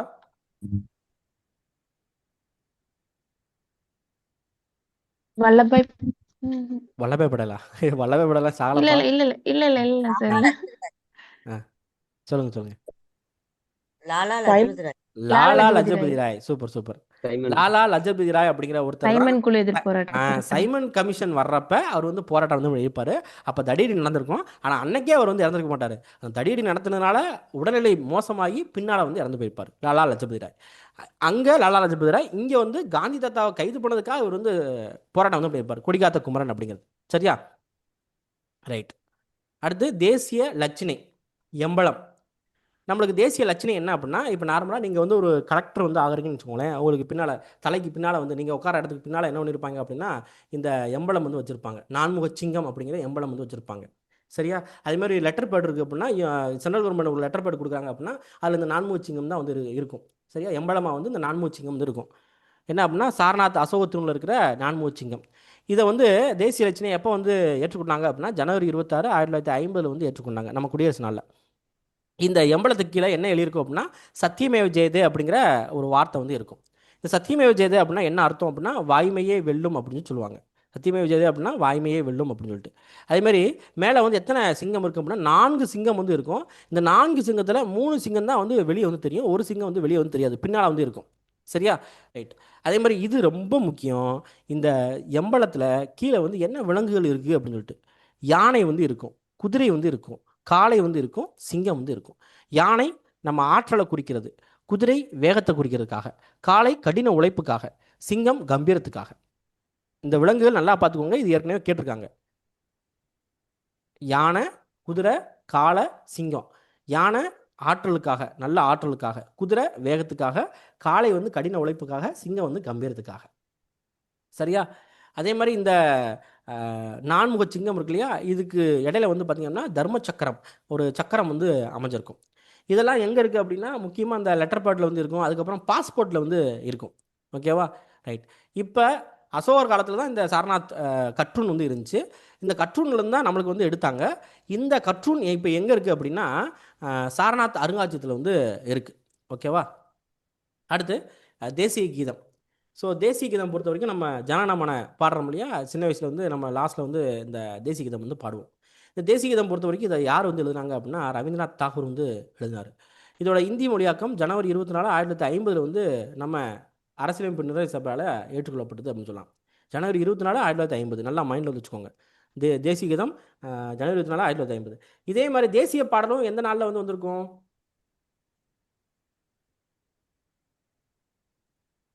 தேசிய பாடல் அதே டேட் ஜனவரி 24, 1950 தான் தேசிய பாடலும் என்ன பண்ணியிருப்பாங்க அப்படின்னா அக்செப்ட் பண்ணியிருப்பாங்க. சரியா? ரைட். இந்த தேசிய கீதம் ஃபஸ்ட்டு எங்கே வந்து பாடினாங்க அப்படின்னா, 1911 டிசம்பர் 27 கல்கத்தாவில் வந்து பார்த்திங்க அப்படின்னா காங்கிரஸ் மாநாடு வந்து நடந்திருக்கும். அப்போ வந்து ஃபஸ்ட்டு வந்து பாடினாங்க. அதேமாதிரி தேசிய கீதம் பாடுறோம் அப்படின்னா, அப்போ நம்ம என்ன பண்ணணும் அப்படின்னா, கிட்டத்தட்ட 52 வினாடி வந்து நம்ம வந்து பாடணும். அதே மாதிரி இதெல்லாம் உங்களுக்கு தெரியும், அதனால் இப்போ பிரச்சனை இல்லை, நான் சொல்லலை. அடுத்து தேசிய பாடல் வந்தே மாதரம். இந்த வந்தே மாதரத்தை எழுதுனது யார் அப்படின்னா, பங்கிம் இல்லைன்னா பக்கிம் சந்திர சட்டர்ஜி வந்து எழுதியிருப்பார். வந்தே மாதரம் அப்படிங்கிற அந்த பாடல் வந்து எழுதியிருப்பார். அதே மாதிரி தேசியத்துக்கு இணையாக இந்த பாடல் வந்து சொல்லுவாங்க. இதை 1950 ஜனவரி 24 இதுவும் அக்செப்ட் ஆனிச்சு. குடியரசுத் தலைவர் இதை பற்றி என்ன சொல்லியிருக்காரு அப்படின்னா, ராஜேந்திர பிரசாத் எதை சொல்லியிருப்பார் அப்படின்னா, தேசியத்திற்கு இணையான தேசிய பாடல் அப்படின்னு சொல்லிட்டு இவர் வந்து சொல்லியிருப்பார். இது எங்கேருந்து எடுத்தாங்க அப்படின்னா, ஆனந்த மடலம் அப்படிங்கிற ஒரு நாவலில் இருந்து எடுத்திருப்பாங்க. ஓகேவா? அடுத்து உறுதிமொழி. இந்தியா தாய்நாடு, இந்தியர்கள் அனைவரும் எனது உடன் பிறந்தவர்கள், சின்ன வயசில் ஸ்கூலில் வந்து நம்ம வந்து சொல்லியிருப்போம். சரியா? அந்த உறுதிமொழியை பிதிமாரி வெங்கடர் சுப்பாராவ் அப்படிங்கிற ஒருத்தர் தான் தெலுங்கில் வந்து எழுதினார். இல்லை தேசிய உறுதிமொழி எந்த நாள் ஏற்றுக்கொள்ளப்பட்டது அதெல்லாம் வந்து கொடுக்கல, நம்மளுக்கு ஸ்கூல் புக் என்னங்கிறனால பிதிமாரி வெங்கடர சுப்பராவ் வந்து எழுதினார் அப்படிங்கிறத மட்டும் மைண்டில் வந்து வச்சுக்கோங்க.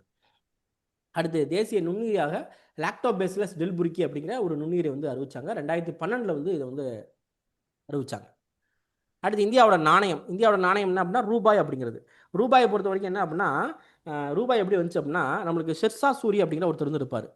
யாருக்காவது தெரியுமா இந்த ஷெர்ஷா சூரிக்கு யாரோட பீரியடில் வந்திருப்பாங்க?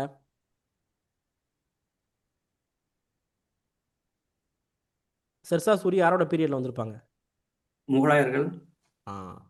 முகலாயர்கள் பீரியடில் ஷெர்ஷா சூரி வந்திருப்பாங்க. ஆக்சுவலாக இவருக்கெலாம் வந்து நம்ம இந்தியாவே ஆட்சி பண்ணுற ஒரு சிறப்பு வந்து கிடச்சிச்சு. இவருக்கு அப்புறம் அந்த சூரி வம்சம் வந்து வந்திருக்கலாம், ஆனால் என்ன ஆச்சு அப்படின்னா போயிடுச்சு.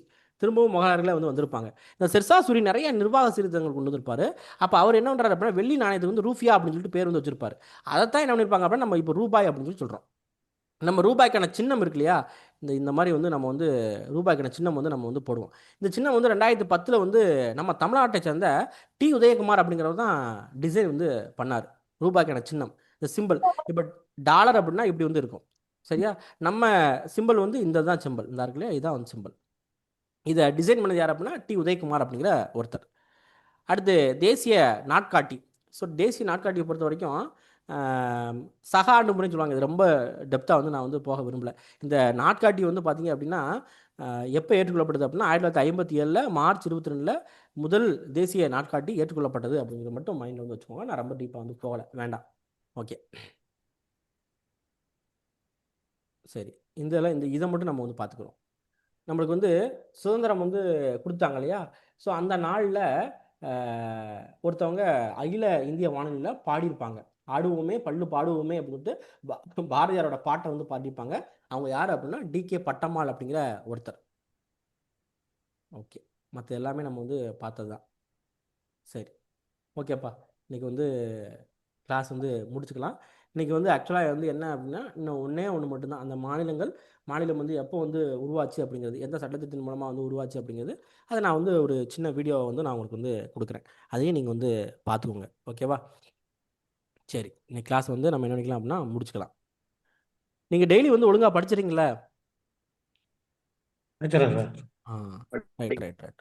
இப்போ ஸ்டார்டிங் புதுசாக படிக்கிறாங்கன்னா கொஞ்சம் என்னடா இது, ஒரு சில இடத்துல வந்து மறந்து போகிறதுக்கு வந்து வாய்ப்பு இருக்குது. இப்போ கேட்குறப்ப நல்லா தெரியும், பட் ஆனால் வந்து பின்னால் திரும்ப பார்க்குறப்ப மறந்து போகிற வாய்ப்பு வந்து இருக்குது. அப்போ திரும்ப என்ன பண்ணுங்க அப்படின்னா ரீகால் வந்து பண்ணுங்கள், உங்களுக்கு வந்து வந்துடும்.